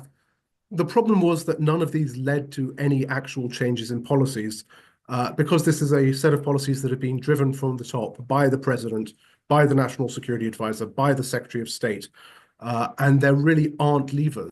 And so what has happened since then is frankly that there has been a dying off of the internal push. You know, again, about a year ago, we saw civil servants holding rallies outside the White House, marching in protests. But, you know, what I've heard from a lot of people is that all of these efforts essentially led nowhere. And so people have decided that the best thing for many of them is to essentially keep their heads down, to avoid working on this issue if they can, to keep documenting what they are seeing for their historical record, but that speaking up has not led anywhere, and so they have been speaking up less. And so there is an incredible sense, I think, of disillusionment, of frustration within the government service, where, as I say, you do still have many, many, many people who care about this issue, but feel that, you know, their cares are for naught. So that's where people, I think, are standing within government right now, to answer your question. And the short version of what I'm going to say briefly is that it's unlikely to get any better. So as you may have seen, just the news in the last few days, that has broken that there are $8 billion worth in new arms sales pending before Congress at this time. These include 500-pound bombs and related fuses. These include air-to-ground munitions, such as joint direct attack munitions. These include Hellfire missiles. These include artillery shells. These will be formally notified to Congress in the coming days. Congress does have an opportunity through the joint resolution of disapproval mechanism in the Senate to object to them. But let's be realistic that even if joint resolutions of disapproval are offered, are introduced, they will not have the majorities in both houses necessary to pass. These sales will continue, and these will be the bookend, I guess, on the Biden administration's genocidal policies of support to genocide. So they are going out as they have continued. So that is where the Biden administration is ending up. Turning to the new Congress. So, of course, on Friday, the 119th Congress sat for the first time. there are already two bills that have been introduced in Congress that are of relevance to this discussion. HR 23, which would sanction the International Criminal Court if it continues to investigate, indict, or take any other steps regarding Israel's actions. For example, as we know, the ICC has already indicted Prime Minister Netanyahu and former Defense Minister Gallant. If this bill passes, which I expect it will in the coming weeks, the US will apply sanctions not just to the court, but to individual prosecutors, judges, and staff. Also of note is HR House Resolution 176, which was introduced on Friday, which would modify the Immigration and Naturalization Act to make it easier to deport and possibly even to denaturalize, though the bill text isn't yet available, people in America who speak up in support of Palestine. And so these are just two bills. There will be more bills coming along these lines. I expect many of them will pass, given the trifecta that currently exists in Republican control of the House, the Senate, and the presidency. We also have heard that there are executive orders coming from President Trump in his first day in office that have been described as, quote, shock and awe, unquote, executive orders, which will also, some of them I expect, address and further repress Palestinian speech, which is all to say that there are tough times ahead in America. I think the important takeaway here is that these are not just about Palestine. This is a tough time for pro-Palestinian speech, for anti-genocide speech. But what's important is that much as Palestine has been a testing ground for Israeli weapons, Palestinian speech in America is going to be a testing ground for authoritarian weapons, as it were, for authoritarian measures here in the US. And what is vital is that we build out coalitions across the civil rights movement to ensure that Palestine does not stand alone, that those who support Palestinian life and humanity are not standing alone. So I think my ask to all of you on the call, including certainly the medical health professionals, is to think about how you can expand those coalitions, how you can build those out so that we are working as a team with those who care about immigration issues, who care about other minority community issues, whether those be Native American issues, African American issues, Hispanic American issues, LGBTQIA plus issues. Where can we build those coalitions so that when we find ourselves facing these new measures, we are all standing together, or in the words of, I think it was Ben Franklin signing the Declaration of Independence, so that we are all hanging together so that we don't hang separately. Thank you. Thank you, Josh. Thank you for being with us. Thank you for, emphasizing the fact that we really need to build coalitions. We all need to work together. All these injustices happening are all interconnected. The minority issues, the African American issues, the racism, Native American issues, LGBT, all these are all connected. The intersectionality of all these, joining all our voices, all our hands to empower all of us. And we know, unfortunately, that tough times are coming, but again, with all of us, I think we are not scared, and we will say that we are really demanding that they do the right thing. They be on the right side of history. They be on the right side for humanity, all our humanity, whether in America or everywhere else in the world, or otherwise, if they want to go the highway, then we are saying as healthcare community, bring them on. We are not scared. We will defend life, humanity, justice, dignity of life everywhere, anytime, under any presidency and under any administration. So thank you, Josh. Dr. Hawash, if you want to go with our next speaker. Thank you. Yeah. Thank you so much. So we appreciate everyone's patience. We have these webinars long, but I think the moment demands a very serious action, and every speaker is very, very important, and we appreciate everyone's patience. We will have the recording on YouTube, and we will make it into segments so we can actually share it with a speaker. All the information is extremely important, and we need them badly. We need all these speakers badly. So our next two speakers, we have Mr. Ray McGovern, who will speak first. Mr. Ray McGovern, thank you so much for your patience and we are honored to have you. He is an American political activist and a former CIA intelligence officer who served for 27 years. He is known for his outspoken criticism of US foreign policy, especially regarding war and human rights violation. He is also the co-founder of Veterans Intelligence Professionals for Sanity, VIPS, and Mr. McGovern advocates for peaceful conflict resolution and truth in policy making. We are honored to have him.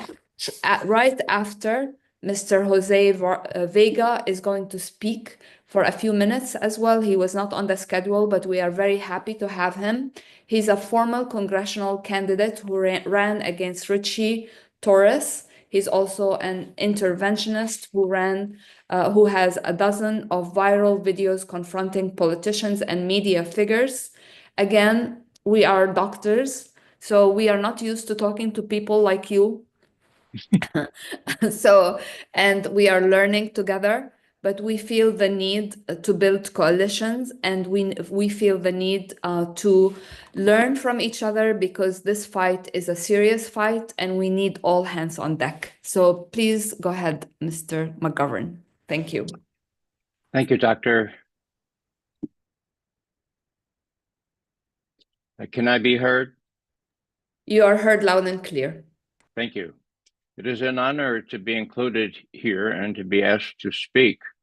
I have learned so much from these webinars, and I'm delighted to be in company with such justice-oriented people.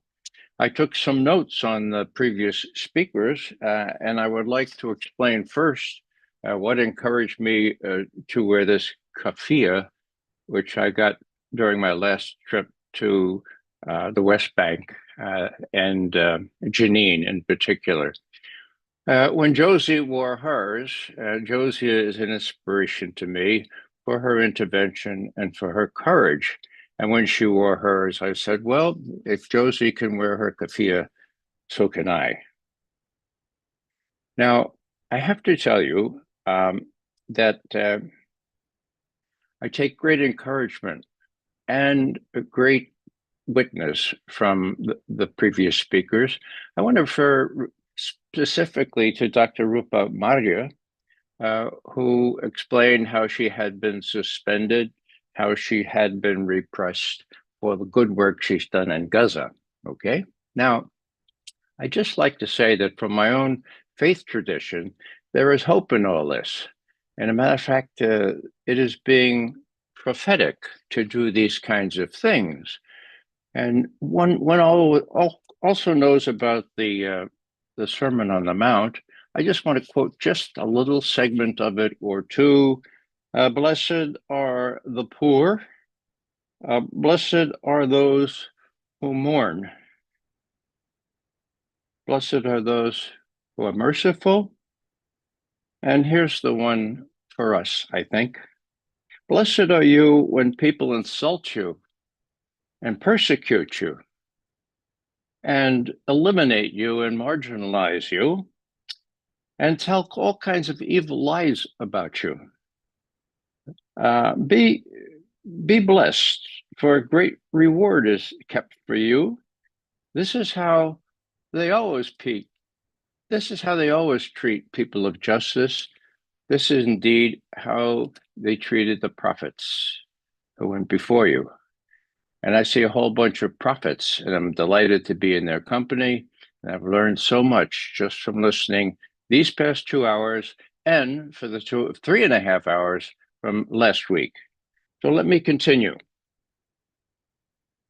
Aaron Bushnell was referred to very early on. He is the young Air Force soldier who self-immolated before the Israeli embassy in Washington.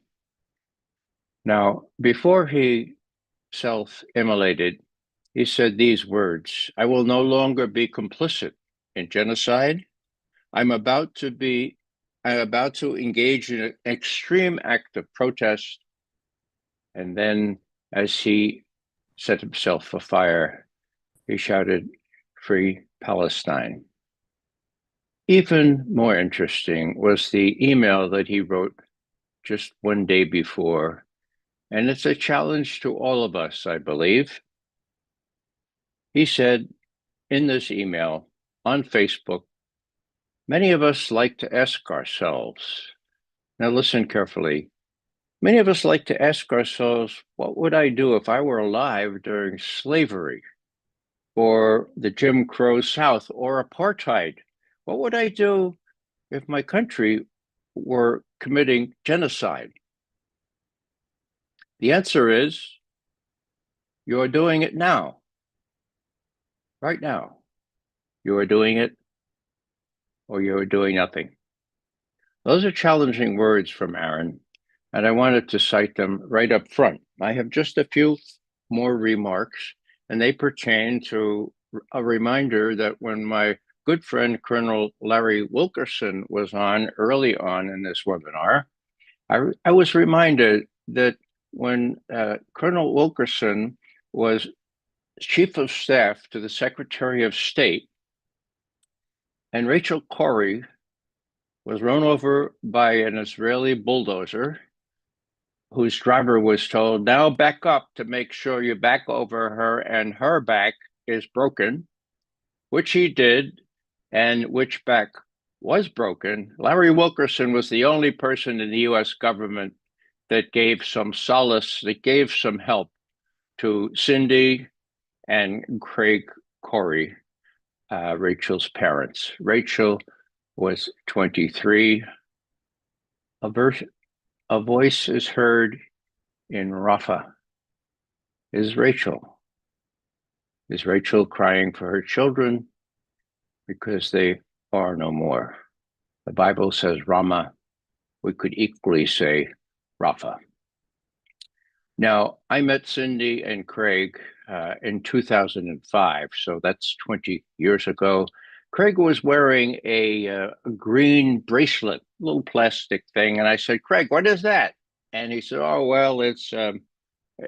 He took it off and he gave it to me. And what did it say? It said, "Rachel Corrie, April 10, 1979, March 16, 2003.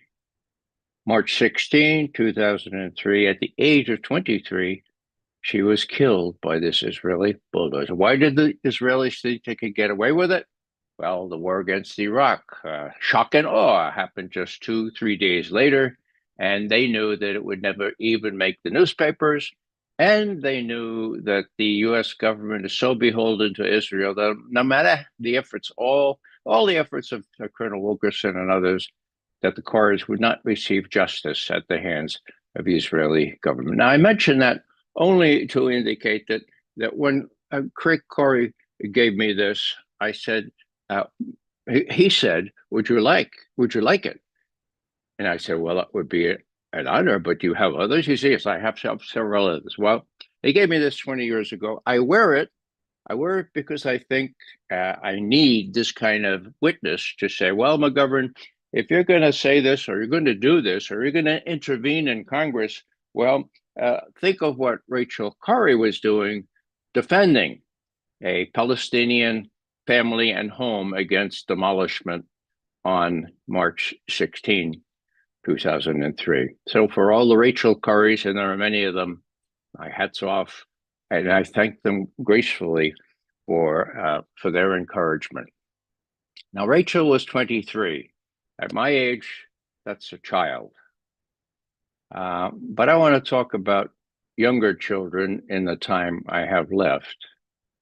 In the Christian tradition, and Christians and Muslims are people of the book, so it's in our common tradition And it has a certain historical foundation. The story about the people from the east who came looking for the king of the Jews, who had heard that this baby was born in Bethlehem, they were a threat, or this new king of the Jews, if he existed, was a threat to the, you got it, to the empire.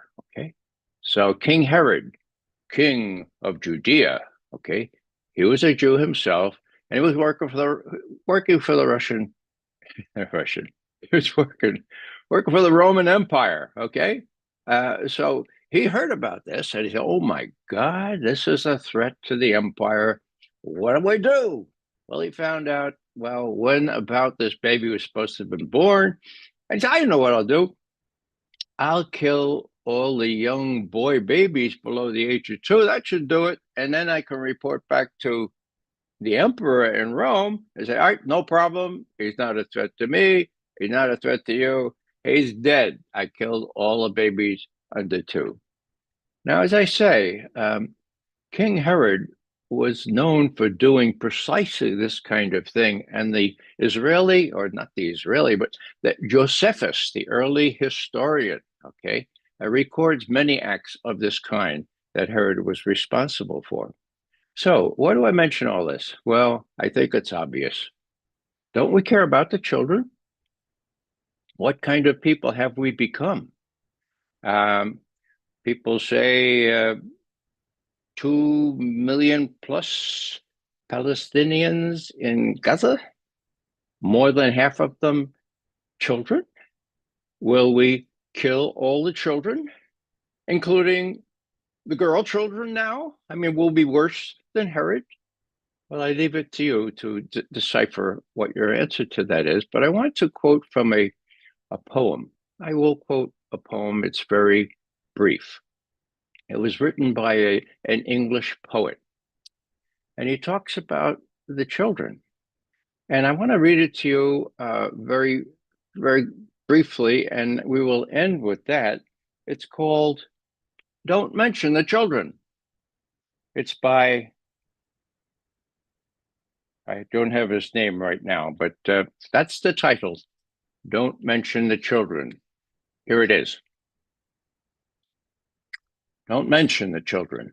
Don't name the dead children. The people must not know the names of the dead children. The names of the children must be hidden. The children must be nameless. The children must leave this world having no names. No one must know the names of the dead children. No one must say the names of the dead children. No one must even think that the children have names. People must understand that it would be dangerous to know the names of the children. The people must be protected from knowing the names of the children. The names of the children could spread like wildfire. The people would not be safe if they knew the names of the children.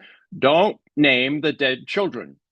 Don't remember the dead children. Don't think of the dead children. Don't say dead children. Well, we, for our part, we must remember the dead children. We must think of the dead children. We must say the dead children, and we must do more than remember and think and say. Let's remember that faith without action is barren. When I was learning moral theology, it was called ethics as well, we were taught it's very, very simple. What you need to do to be a moral person is to do good and to avoid evil. Now, I lived with that for several decades, and then I realized that was only half right. Only half right. You don't avoid evil, you confront evil. And that's what we need to do in our own ways, folks. We need to confront evil, okay? Now, we can do that in solidarity with others, as Josh Paul has eloquently called us to do. That is very important. We need to form coalitions, but we also need to do it individually, okay? Now I cite Josie as an example.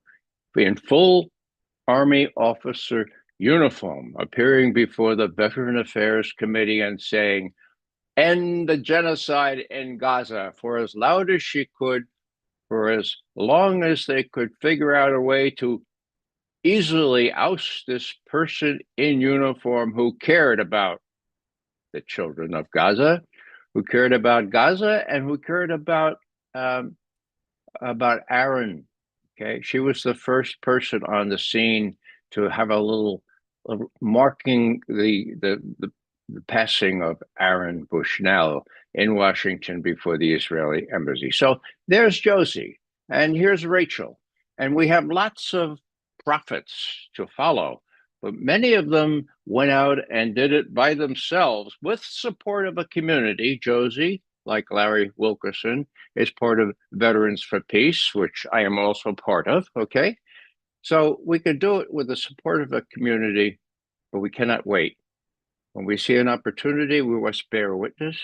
And I would refer you now to a person called Jose Vega, mentioned very briefly before, who has done so many of these interventions before Congress that I'm surprised that they let him into these public meetings anymore. Thank you very much for listening.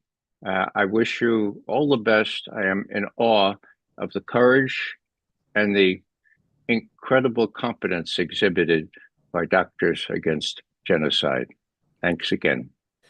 Thank you, Mr. McGovern. Just give me 1 minute, Mr. Vega. Thank you for this heartfelt message. We really appreciate what you said. And again, it's not just about being a good person. It's not about avoiding evil. We have to take evil head on. We have to combat evil, and we must not forget about the children. Every child, we need to name them, we need to remember them, we need to protect them. The children in Gaza and Palestine are waiting on us.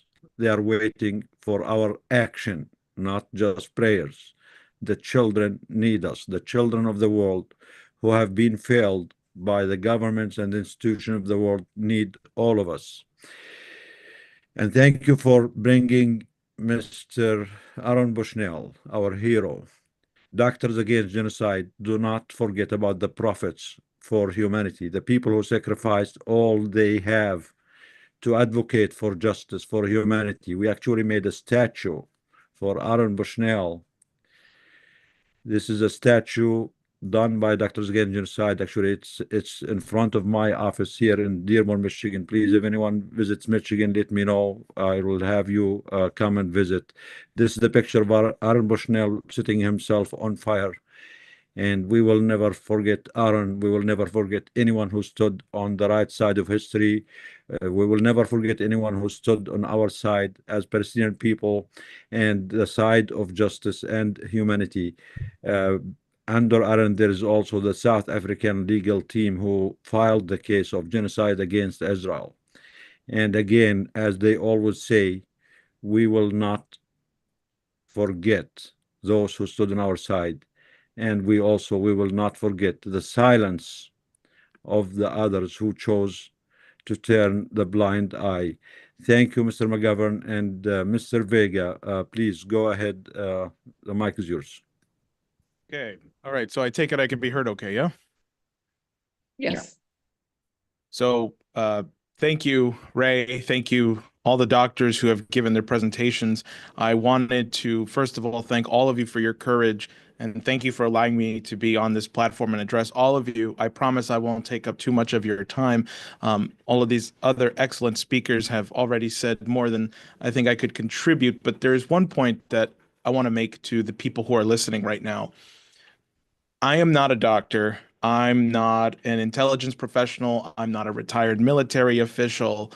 I am 26 years old, and I grew up here in the Bronx, in the poorest congressional district in the country.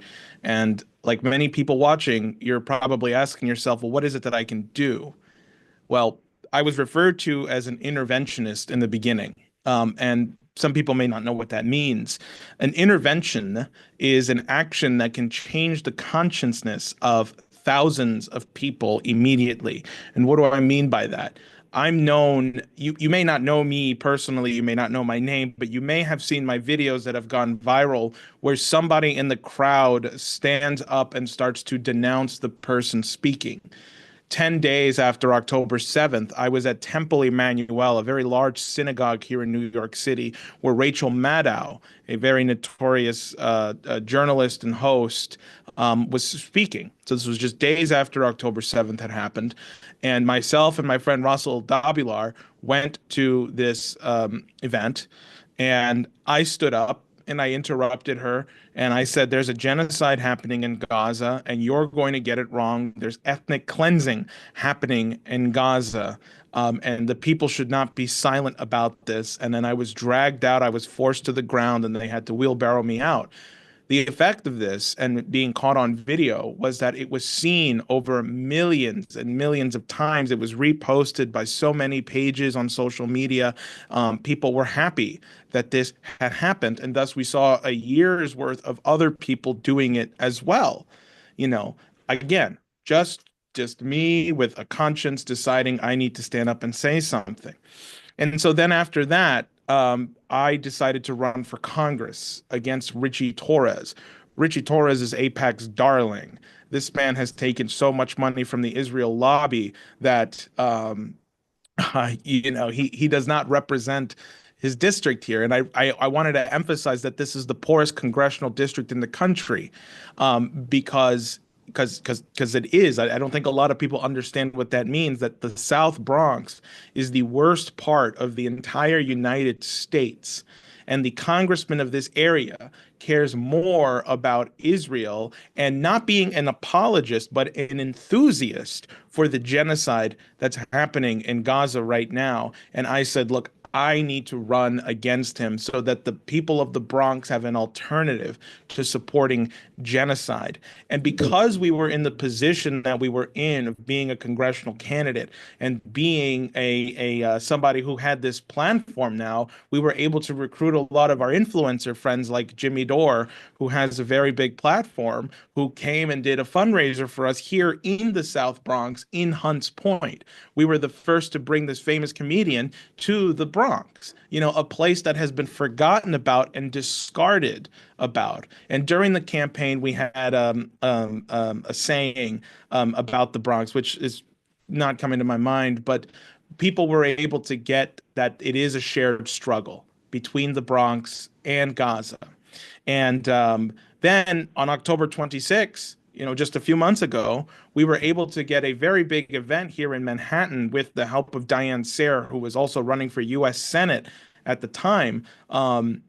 We were able to get people like Larry Wilkerson, Scott Ritter, Dennis Fritz, people from the Eisenhower Media Group, some of our influencer friends like Garland Nixon, Jimmy Dore, Due Dissidents, and others. We were able to get a whole lot of people to come to Manhattan for this idea. For people who want to stand up and do something for the people of Gaza, but not just ending the genocide in Gaza, but ending all wars and all genocide forever. Now, a few days after the October 26th event, Dr. Mark Perlmutter, who addressed the crowd here last week, he was going to give a presentation at Mount Sinai, a very big hospital here in New York City that has a big Jewish history to it. And just about the day before he was going to fly up from North Carolina to New York, they canceled the event, and they didn't tell him why. And it was because we found out later, it was because there was so much pressure that was put on him on giving his testimony at that hospital that they couldn't have it. But my campaign and Diane Sayre's campaign was there in the position to quickly find him an alternate venue not far away from Mount Sinai. And we were still able to get this presentation out here in New York. And what we need and what we're trying to organize for is this idea of a public tribunal where we have people like Dr. Mark Perlmutter and other doctors here who will show the power of the pictures, because that's the thing that we saw resonated the most with people who came to the event that was supposed to be at Mount Sinai, was the power of seeing these graphic images of what's coming out in Gaza, because that then becomes an inescapable reality and people are confronted with the truth of how devastating of what's actually happening in Gaza is. And that is what shocks people to act. And so we want to get a live audience here of about 500 to 1,000 people in New York City talking about this. And so just to wrap up, I just wanted to say that, on the International Peace Coalition call, Helga Zepp-LaRouche had mentioned that there's also a genocide happening in Sudan, Haiti, and Yemen. So Doctors Against Genocide has initiated the creation of a nonviolent army for life, freedom, and the happiness of children. Just like the Declaration of Independence says, there is no more appropriate thing to do in the footsteps of MLK than what you are doing here today. So I just want to end there. Thank you all so much for having me on, and thank you for letting me be heard. Thank you so much, Jose. We appreciate your time. We appreciate your advocacy. We are hoping that this call will inspire others to do as much as they can, be creative, work, bring up new ideas, form coalition, organize, and mobilize. Throughout this call, we have been waiting to hear from our colleagues and our friends from Gaza. We have been checking our phones, we have been checking our messages, checking WhatsApp, checking everything that connects us with them. Unfortunately, we have not heard anything, and we are extremely worried, extremely scared, and we cannot express how much we are concerned about their safety. So to Rafat in Al-Awda Hospital, to Aya, to Ilyas, the son of Dr. Abu Safiya, we're waiting for you, we're thinking of you. All this is because we want you to be safe. And it's very upsetting that we are not able to connect with them. So we are hoping to hear anything and even a little bit of signal that they are with us, and we will update everyone. I'm praying and I'm hoping that we will hear from them soon. Please bring all your thoughts to Gaza and work to save Gaza. And last but not least, our leadership team, Dr. Marie Najjar, who is an acupuncturist who has been instrumental in the success of our movement with Doctors Against Genocide. She practices in the DMV area. She's an experienced acupuncturist who has her own practice. She has dedicated endless hours of work for advocacy and for making us look good and making us look organized. We appreciate her. And she will talk to us about the Day on the Hill. We also have Dr. Iman Husni. Dr. Iman Husni is a family physician who is a graduate of Johns Hopkins University. She is an excellent clinician and physician. She has her own practice in the DMV area. And anyone who is her patient is privileged to have excellent care with her. She has also been instrumental in the success of our Days on the Hill. Dr. Husni has been doing all the email correspondence with the representatives and the Congress members tirelessly. She has established relationship with staffers. She is fearless when she talks about genocide, and we trust her. And we trust Dr. Najjar fully when they are on the Hill. They represent Doctors Against Genocide fully in a principled stand. And they will talk to us about our Day on the Hill on the 8th of January. This will be our biggest ever. We have many people, many medical professionals who are joining us, and we are going to be visiting offices in a coalition. So please, Iman and Marie, whoever wants to go first, please go ahead. Okay, I'll start. I'm going to go over some of the logistics that we have for our upcoming day and our other advocacy efforts. And Iman's going to talk more about our experiences and our policy. So we have a couple Hill dates scheduled. One is for this upcoming Wednesday on the 8th, January 8th, and we have another one scheduled on February 19th. If you'd like to join us, please sign up using the form in the chat. Mesa, if you could reshare the chat for latecomers. You can also request for us to organize other Hill visits that we don't see in the form. Wednesdays are currently work best for us. However, you can request other dates, and if we can, we'll accommodate those dates. We go at least once or twice a month, so stay tuned for more Hill dates. For the 8th, we're joined by some other organizations on the Hill with a few, such as Code Pink, Animal Healthcare Workers Against Genocide, No Child at Target, and the Palestine Mental Health Network. And specifically for the 8th, we are focusing our advocacy work on calling to free Dr. Eyewitness and the other healthcare workers that are being held without charge, and UNRWA restoration. We're asking them to issue public statements calling on Israel to free Dr. Eyewitness and for the UNRWA Emergency Restoration Act. This is another urgent thing because the Knesset is supposed to vote on some legislation that would make it even more difficult than it already is in March.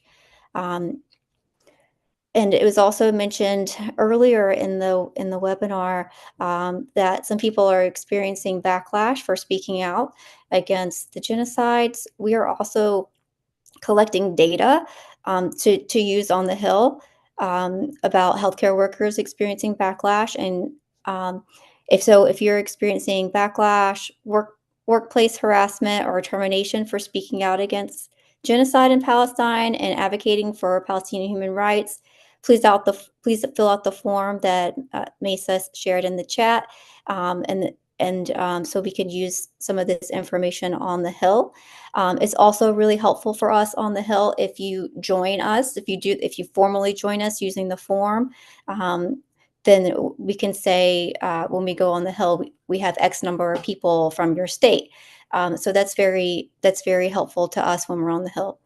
In regards to the backlash form, we've already had an advocacy day where we brought some people on the Hill that have personally experienced that, whether they're going through legal troubles now or they've been fired, and we've brought them on the Hill. So if you would like to come personally and tell your story, that's the biggest thing, because they have all the facts, and we really have to reach out to their humanity and share our personal stories and our personal perspective about what's going on.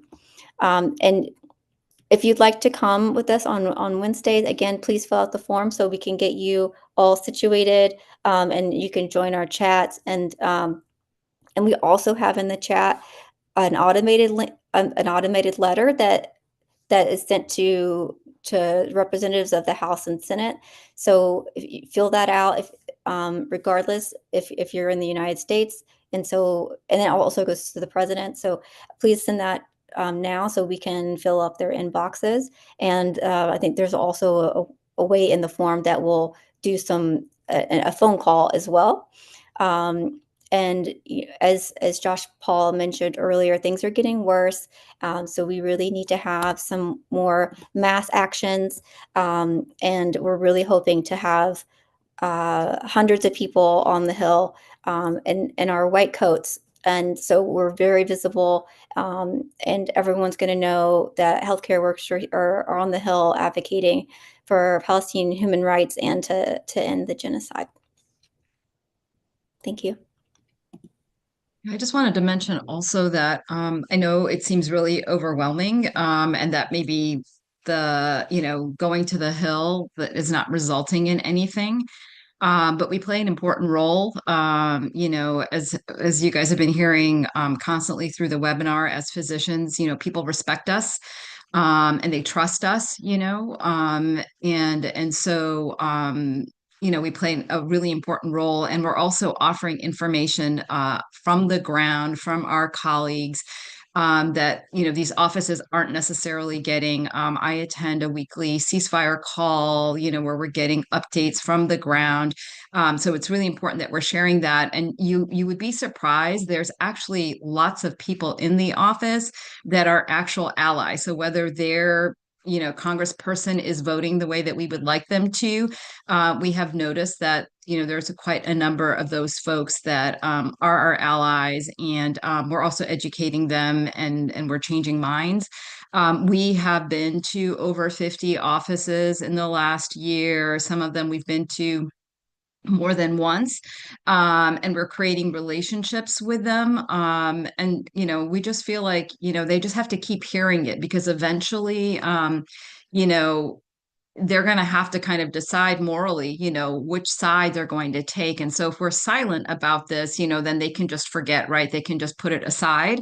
So this part is really important. And as Marie said, like, the more people that come with us, the better, because there's just something visually powerful with a group of hundreds of doctors coming in their white coats, taking time off from patient care. I mention that all the time when I'm sending emails. We're all volunteers, and we are taking time away from our patients, because this is something that's important. And so I encourage you all, and to encourage your colleagues to come. You don't have to be a healthcare worker. Like I said, we really appreciate the support. Thank you.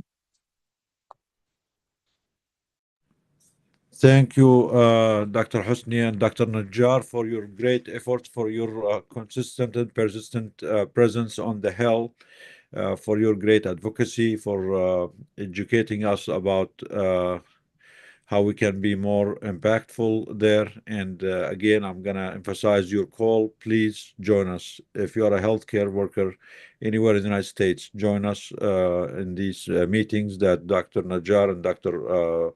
Hosni are preparing for us. The major one is going to be on the January 8th. And as they mentioned, I think the United States Capitol is not used to have hundreds of doctors march on the Hill in the Congress.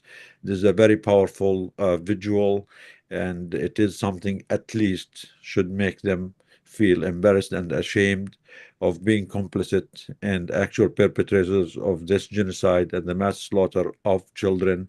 So if we cannot change their mind, at least let's expose them, expose their complicity and their criminal repression and participation in this genocide. Yes, Dr. Najjar, go ahead. I just wanted to add that not enough people are going on the Hill, and every day there's members from AIPAC that are lobbying. Every time we go, we see them, and they're there every day. And when we talk to the offices, they say that they're mostly getting a lot of letters. They're getting letters, they're getting emails, they're getting calls, they're getting visits promoting the genocide. So it's really important to not forget that that what we're doing is important, and that it needs to be a stronger effort. And I also wanted to note that one of the largest lobby groups is the AMA, and they haven't been very supportive of Palestinian human rights. So it's really important what we're doing as Doctors Against Genocide, because we are the organizations that are supposed to be representing us as healthcare workers, and are, despite not just with healthcare, but just overall, they're one of the largest lobbying groups in the United States, the AMA. And so it's really important that we pick up where they're not doing what they're not doing. Yes, that's very important. So, yes, thank you again. Let's all fight for our collective humanity as healthcare workers who go to school to protect life, the sanctity of life. We swore an oath to protect life, and when everyone else fails, it is our moral obligation to be there for them and try all what we can in our capacity to protect the vulnerable, the weak.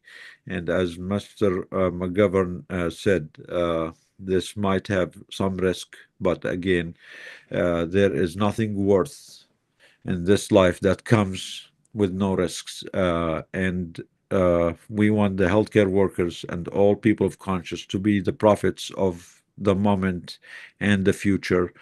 We want to be the ones who shape a better world for all of us here in the United States, in the West, in the East, in the North, in the South. It is our collective humanity. It is our future. It is our existence to all join forces, collaborate, coordinate, build coalitions with everyone who cares about their humanity, who cares about what is good in this life, versus leaving the future of all of us and our destiny at the hands of those who don't care about us, and they value their profits, they value their power, their interests at the expense of we, the people. Again, we haven't heard anything from our colleagues in Gaza today, and actually since yesterday. We're really worried about them. We're worried about our colleagues in Al Auda Hospital. We know there has been an evacuation order offered for that hospital in the last, or imposed in that hospital in the last 3 days, and we're really worried that they are under attack as we speak. We are worried about our colleague, the prophet of medicine, Dr. Hussam Abu Safia, and about his family who are supposed to join us today. So please, everyone, try to do all what you can. Let's pray for them, but also let's be strong. Let's fight for them. We are the only voice left for them, the only one who can protect whoever remained from the innocent people in Gaza, the children, the mothers, the fathers, the grandfathers. Whatever risk we think we are taking here is nothing compared to what they are enduring, and they have been enduring for 15 months. The worst thing we can endure here is losing a job, which is not a big deal. We can always find a better job. If you lost your job for advocating for humanity, for the sanctity of life, for justice, then it's not a job that you should be there to start with. Let's start our jobs, our organizations, our better institutions.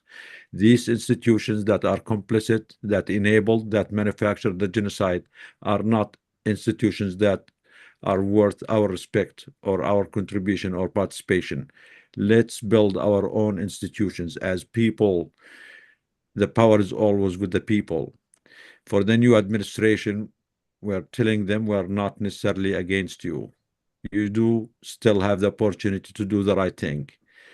As of now, you are not materially complicit in this genocide, and you do have the opportunity to put an end to this genocide and bring justice and accountability to those who perpetrated the genocide, whether here in the United States or in Israel. President-elect Trump, you have the opportunity to charge the current President Biden, Blinken, and his defense minister for war crimes and for committing genocides under U.S. federal law and genocide law, not necessarily and not only under international law. Those people belong to The Hague and belong to U.S. federal prisons for treason to the United States, for committing genocide without consent from the United States people. 80% and more of the American people do not consent to this genocide, refuse this genocide, and they have been calling for ceasefire for more than 15 months now. This criminal administration, these institutions, this criminal Congress is complicit in this genocide. They all should be charged for this, and above all, charged for treason to the United States of America and for putting America on the side on the wrong side of history and the side of genocide perpetrators. We, the American people, deserve better. We are better. We refuse to be part of this, and we urge the new administration to do the right thing. And if they choose not to do the right thing, we will not be intimidated.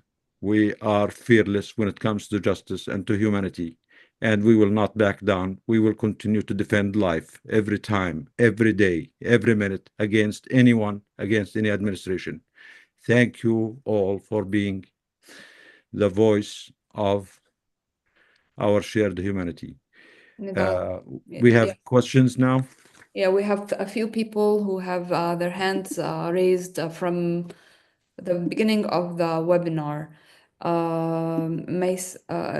And I also want to thank Mesa Hawash, who has been in the back managing the live stream, managing the webinar, putting the backgrounds. I am very grateful to you, Mesa. Thank you for everything you do. Mesa is an expert in workplace harassment and workplace racism, and we will have her as a speaker, inshallah, next time we have our webinar.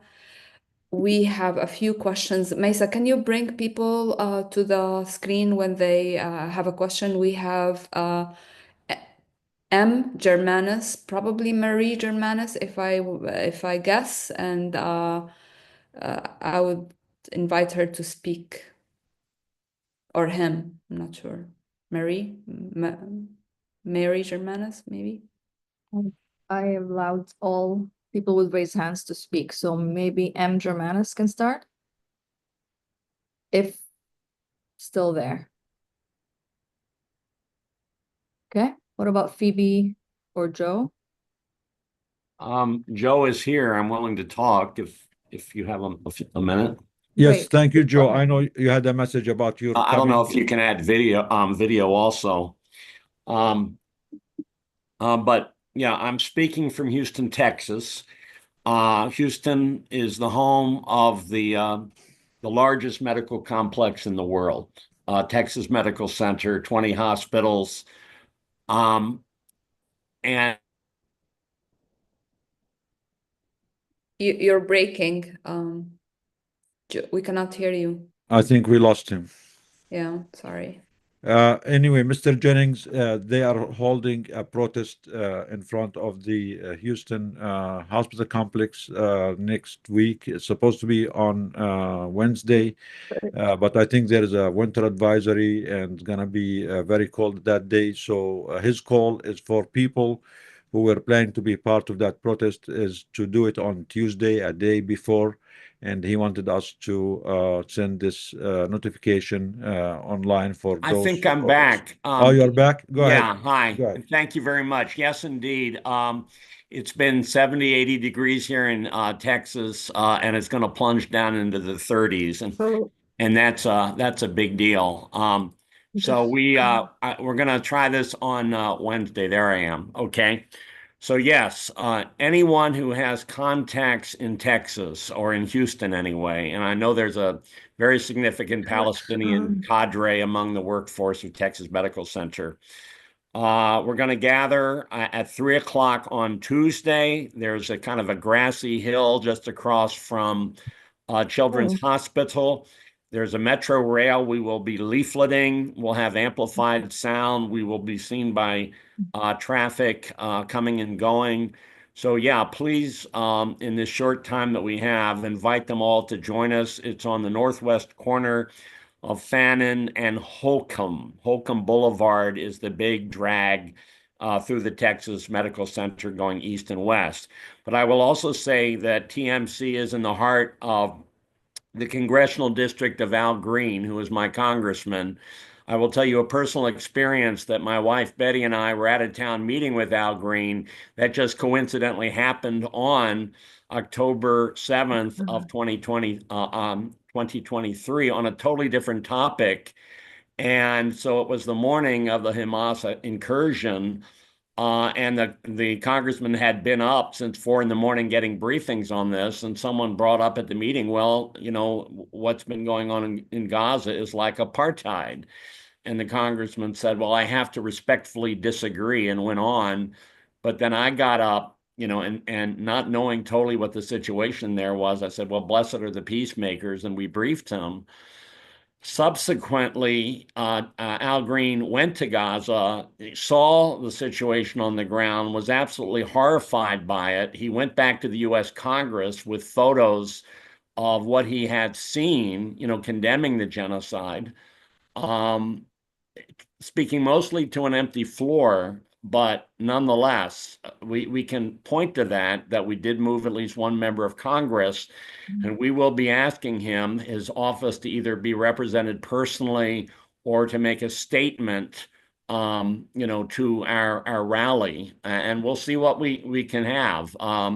It's a grassy knoll where everyone will be visible. I will also say very as to how we're going to wake up our fellow Americans. Look, the parentage of all this evil is the British Empire, okay? The State of Israel was founded in 1948 as a British project to insert a geopolitical a wedge into the Middle East with ultimately no concern for the residents themselves. And NATO was founded in 1949 on the instigation of Winston Churchill, who had Harry Truman wrapped around his little finger, okay? And so the United States, which historically is not a bad nation, right, who has a heritage against the concept of empire, as Larry Wilkerson was talking about it, we are now in this year, the 250-year anniversary of the American Revolution. And so that heritage, which is buried deep, but it has got to be brought back to life. The intelligence services, people like Tony Blinken and the rest of them, they're all suck-ups to the empire agenda. And then my email, by the way, is joecjenninings@gmail.com. Okay. So anyone has any tips of who we can organize in Houston between now and Tuesday, go ahead and send it to my email. I put it in the chat. Then the last thing I want to say on this question of the corruption of the media, it is corrupt, but we have our own media, and it was recently endorsed wholeheartedly by Ray McGovern, who spoke here earlier today.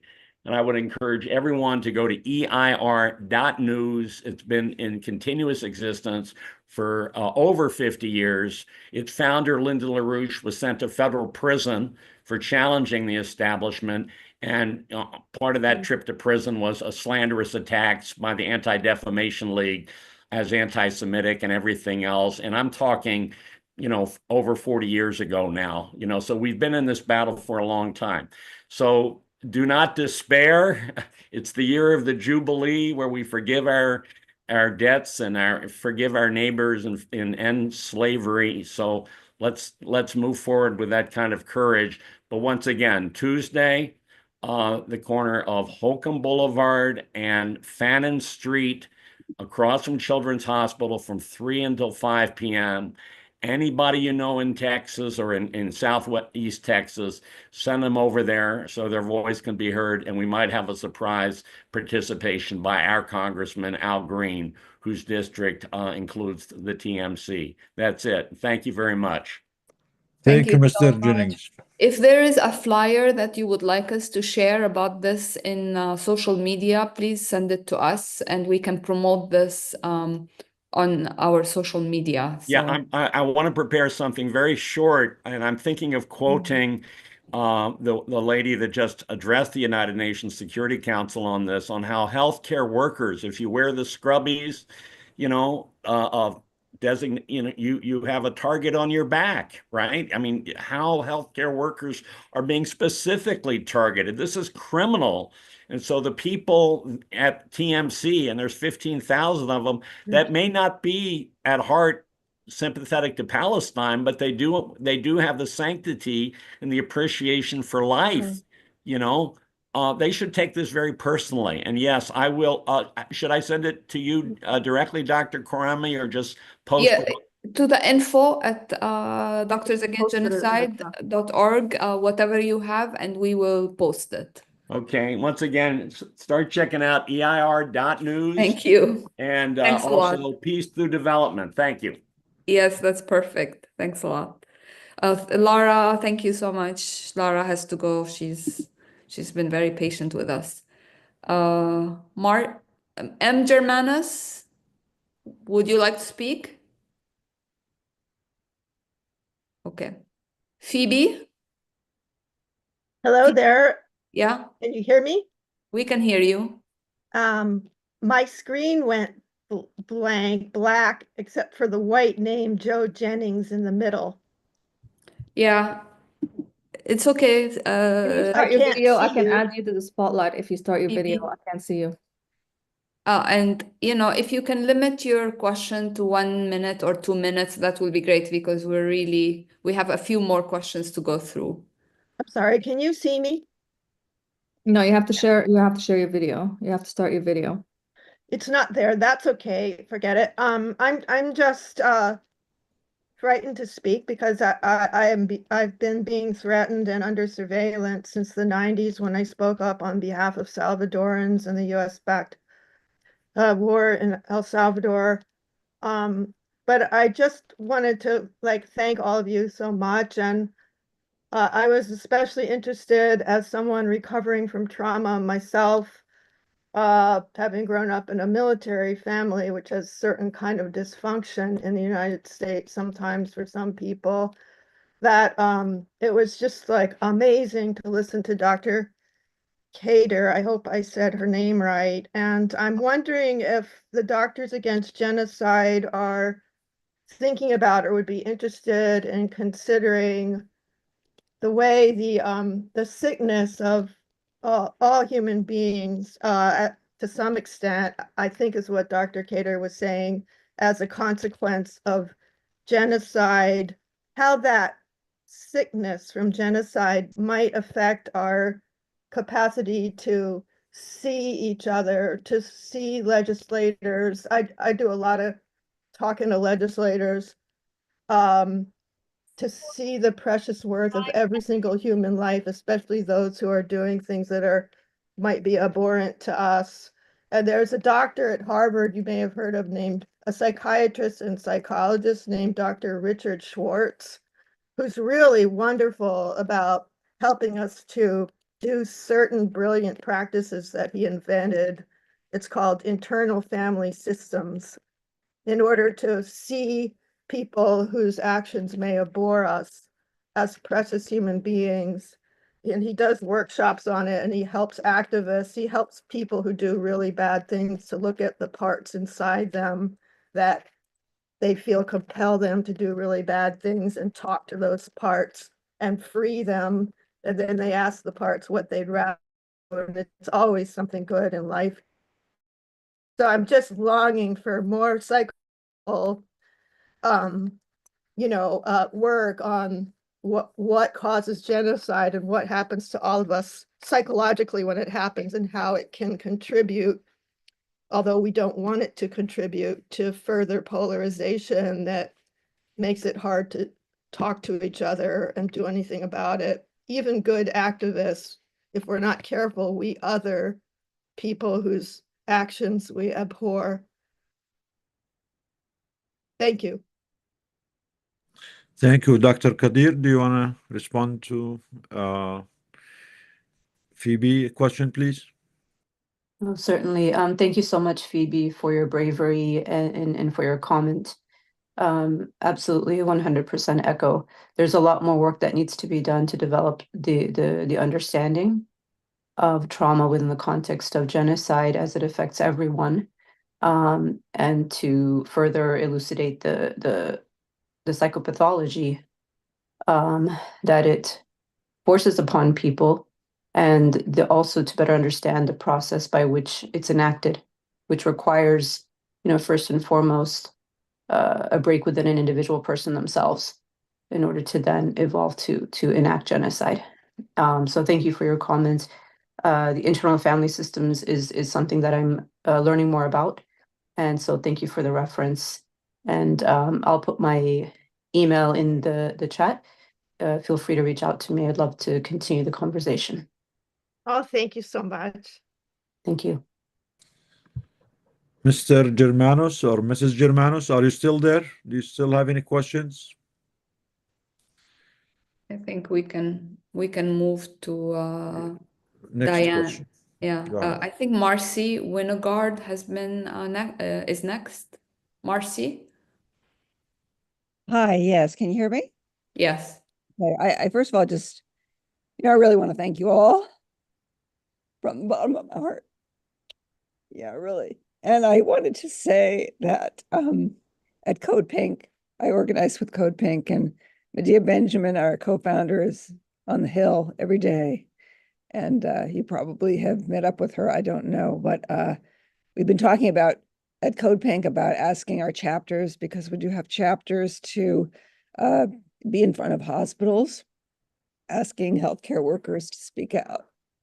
And I was wondering if you had any other suggestions about how best to support the healthcare workers in Gaza. I mean, I see a lot of posts on Twitter. You know, I'm a healthcare worker, free Dr. Sophia. But I'm also wondering about the AMA and what it would take to move the AMA. Thank you, Marcy. We work closely with Medea. She actually was the one who taught us a lot about going to the Hill. And in terms of having Code Pink members in front of the hospitals, I think that's really good. And as we are building the Sick from Genocide pop-up clinics, that we are calling them Kamal Adwan pop-up clinics for healing from sick from genocide, we appreciate the support from the community. And we are hoping that we will have doctors, medical professionals who are able to counsel and able to provide treatment and support system, and at the same time pressure our colleagues inside the hospitals who are turning their faces the other way as if this does not concern them, which makes them really complicit. Just now, I saw somebody who is a doctor and anesthesiologist writing on social media saying, "We will never forget the Palestinians for forcing us to kill their children." Oh, these are the kinds of doctors that we need to actually expose, and we need to make sure that they are not able to see patients, because what kind of person and doctor would say something like that? So thank you if for saying that. the other person said something about othering, people who are genocidal in tendency need to be othered and need to be exposed, because they are dangerous and we need to have a remedy from their behaviors. Absolutely. Thank you so much. So yes, coordinate with us. We have these weekly meetings every week, and we respond to email info@doctorsagainstgenocide.org on regular basis. So please do that.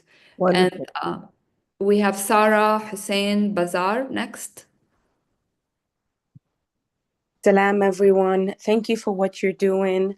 My question was, I said it earlier, I posted it on the Q&A about Dr. Lara's slide on how to deal with the media. Is it available for anyone so we can share it within our local groups? Thank you. I think everybody's asking for Lara's slides, and we will ask her to make them available, and we will have the video available, and hopefully we will cut it into pieces so it's easier to digest. So definitely available. That's the whole reason behind this webinar, is to disseminate useful knowledge. Thank you. You're welcome. Diane Perlman next. Yeah. Hi, can you hear me? Yes. Okay, thank you so much for this. Also, hi, Ray. Anyway, I had never heard of Doctors Against Genocide until last week, and I joined the Zoom, and I'm very, very impressed. I'm going to come lobbying with you. And I'm a clinical and political psychologist, also an American Jew. And I've been to the Gaza Community Mental Health Program. I was a friend of Ayad Siraj, the psychiatrist who founded it, and I presented there in 97 on psychology of terrorism in 99. And I especially appreciate Dr. Qadir's development of the concept of sick from genocide. And I thought of a few things, something that we call genocide denial disorder, which is probably related, and also things like vicarious trauma and psychic numbing and narcissism of suffering that are related. And I'm having like a deja vu experience because in the 1980s, I became involved with Physicians for Social Responsibility. And I became, which is part of the International Physicians for Prevention of Nuclear War. Then we won the Nobel Peace Prize in 1985. And physicians were going all around the country, spearheaded by Helen Caldicott. And we had, like they called the bombing runs in every city. We would speak.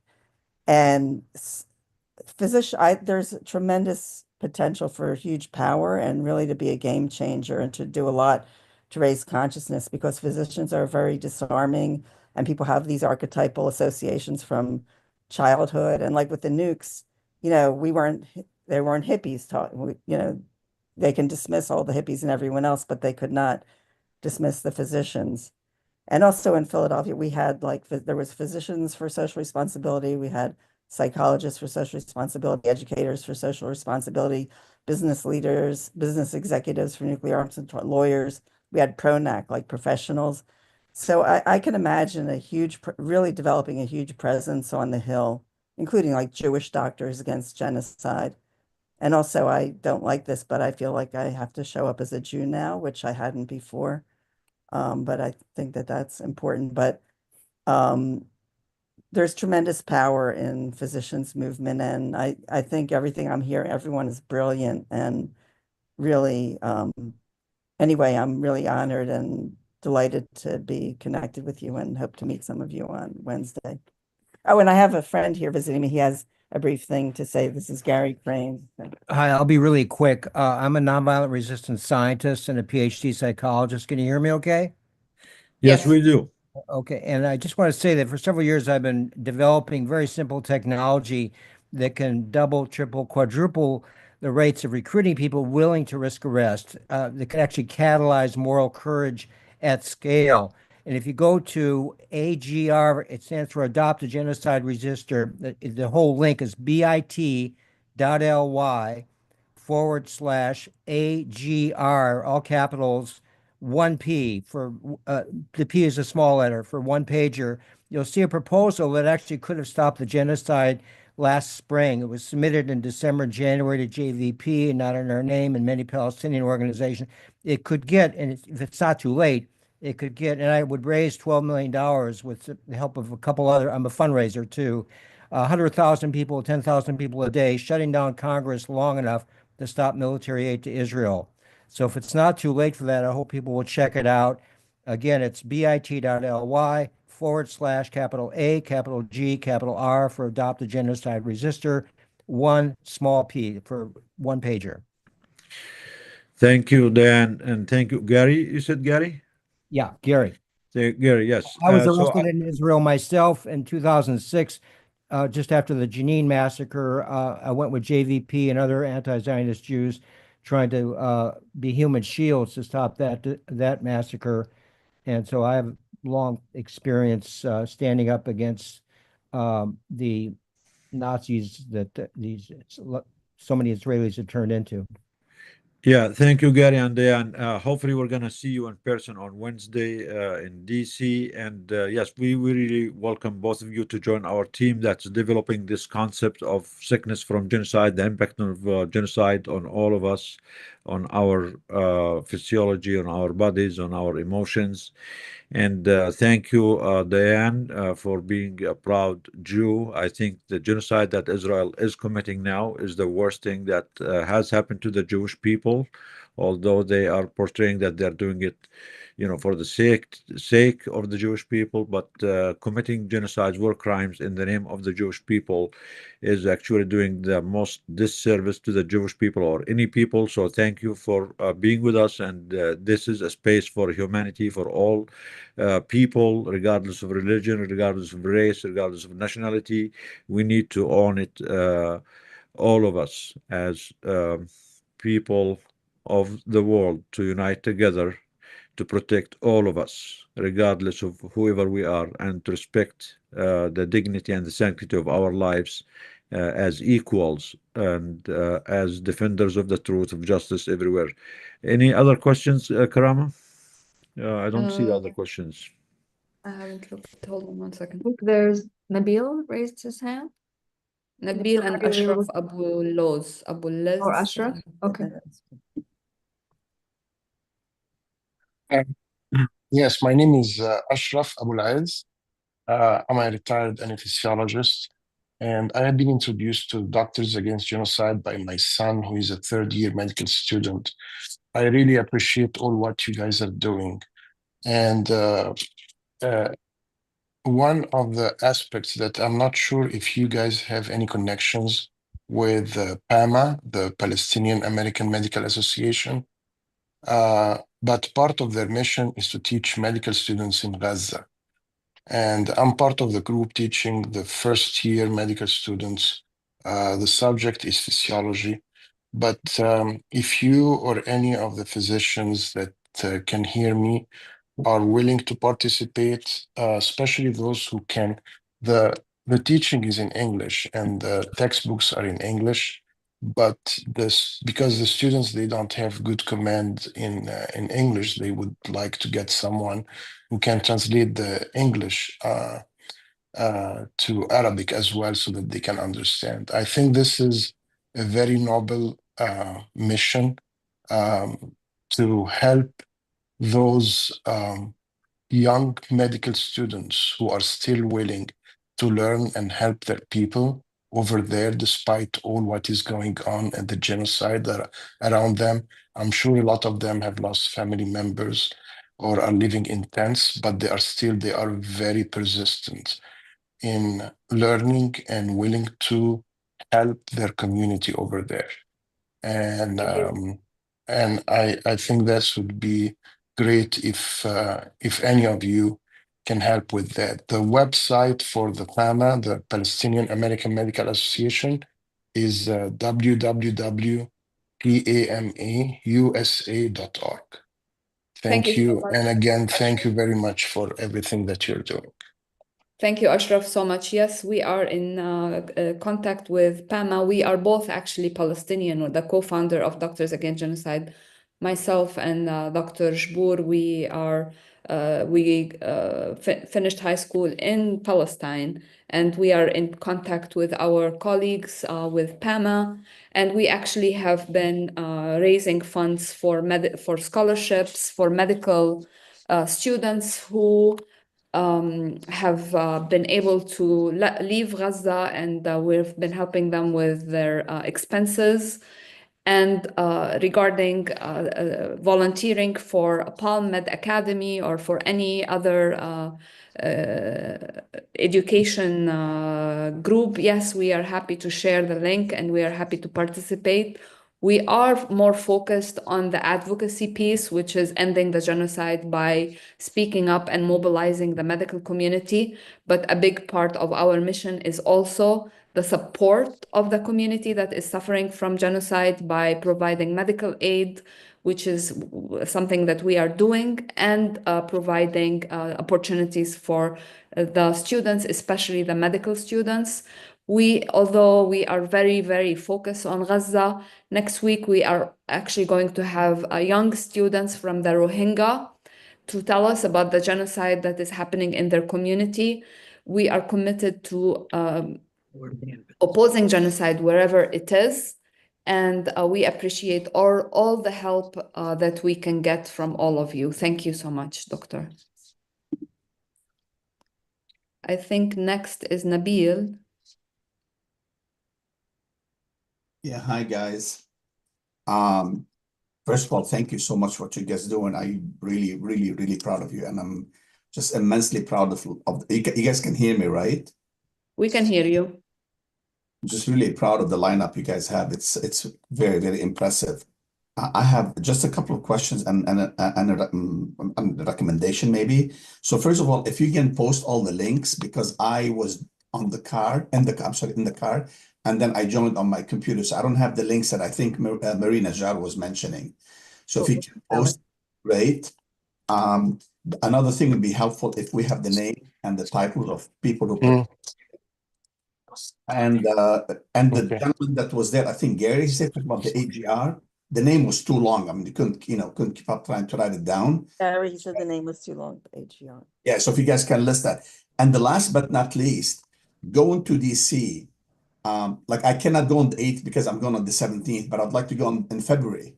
But it'd be helpful for all of us if you guys have like logistics, like when we get there, if you guys, let's say, for example, have a place for us, like recommended places to stay, what's the best, just all the stuff that is instead of just like doing this just trying to explore on our own, for lack of better terms, right? It would be great if you guys can give us some guidance regarding logistics. And unfortunately, I can't do the 8th because I'll be there on the 17th.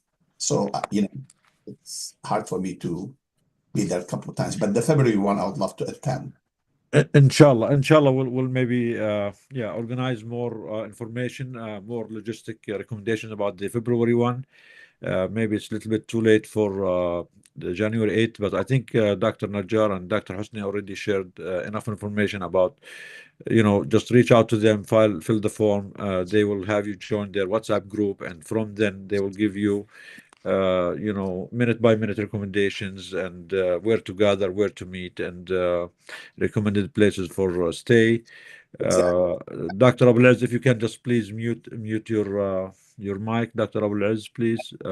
Nidal, one more thing as far as the logistics for the place. So if you guys expect a lot of people, you might want to have, like, let's say, deals with hotels where you can say like I don't know how often you do it, but every second Wednesday of every month we need a block of rooms, and you can get better rates. Just an example. Inshallah. I mean, we'll see how this is going, going forward. If we have more people coming and mobilizing, and that we are gonna have this as a regular event with good attendance, then I agree with you. Yes, we can organize all of that. Next question. We're done. No more questions? No more questions. 3 hours and a half, and M. Germanus is not. I don't think she probably left her hand on, but not here. So we want to we thank can wrap all. up. Yeah, we want to thank all our speakers. You have been amazing. Thank you for being with us. We're thankful for all people who attended this, and again, we're all sick from genocide. We cannot take this any longer. We cannot continue to witness this moral injury to our souls, to our hearts, to our conscience, to our dignity, to our integrity. No one of us is feeling normal. And as Dr. Kader mentioned, that is actually the normal human reaction to a 15-month of live stream genocide in front of all of us. We are all witnesses to this. We should do more, mobilize more. The only way to cure ourselves from this sickness, from genocide, is to mobilize, use every effort we have, every channel we have, every collaboration we have to end the genocide. That is the cure. That is the cure that we are seeking.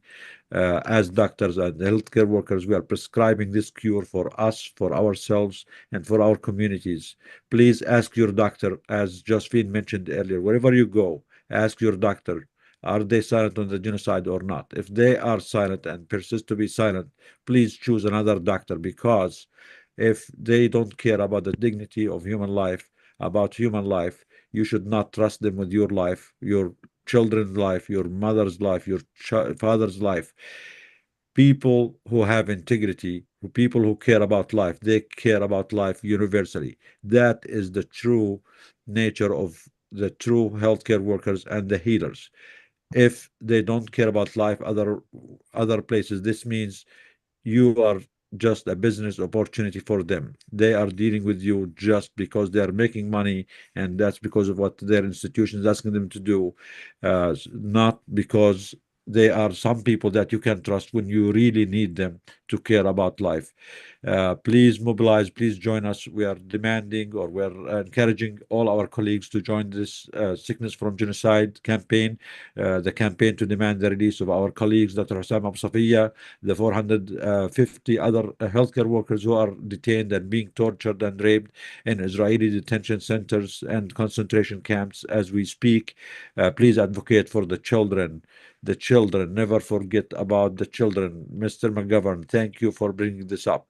Those children are all our children, the children of the world. We should know them. We should know their names, their faces, how they killed, who killed them. We need to bring them to account and protect the ones who are already starving there, the ones who are sleeping in the cold, who have no homes, no shelter, no food, no medication, no safe place to go. As the United Nations and many organizations already mentioned, Gaza has been graveyard for children. It's the riskiest place for children in the world. This is all being done with our money, with our taxes as Americans, and without our consent. Our country is better than this. Our people in the United States are better than this. We should not accept this to ourselves as Americans and as human beings. We should urge the new administration to do the right thing and to change course. Not just for the sake of Gaza or Palestine or anywhere in the world that is experiencing all these injustices, but for our own sake. Truth is the best way for any society, for any civilization. Usually, civilizations start crumbling and start decaying when they start losing their morals and start being on the wrong side of history. So thank you, everyone. Please advocate, organize, give us advices and suggestions. Dr. Hawash. Thank you so much. This was another 3 hours of solidarity that is much appreciated from everyone. We had over 400, 500 listeners in addition to YouTube, Instagram, and LinkedIn. And we will see you, inshallah, next week. Thank you.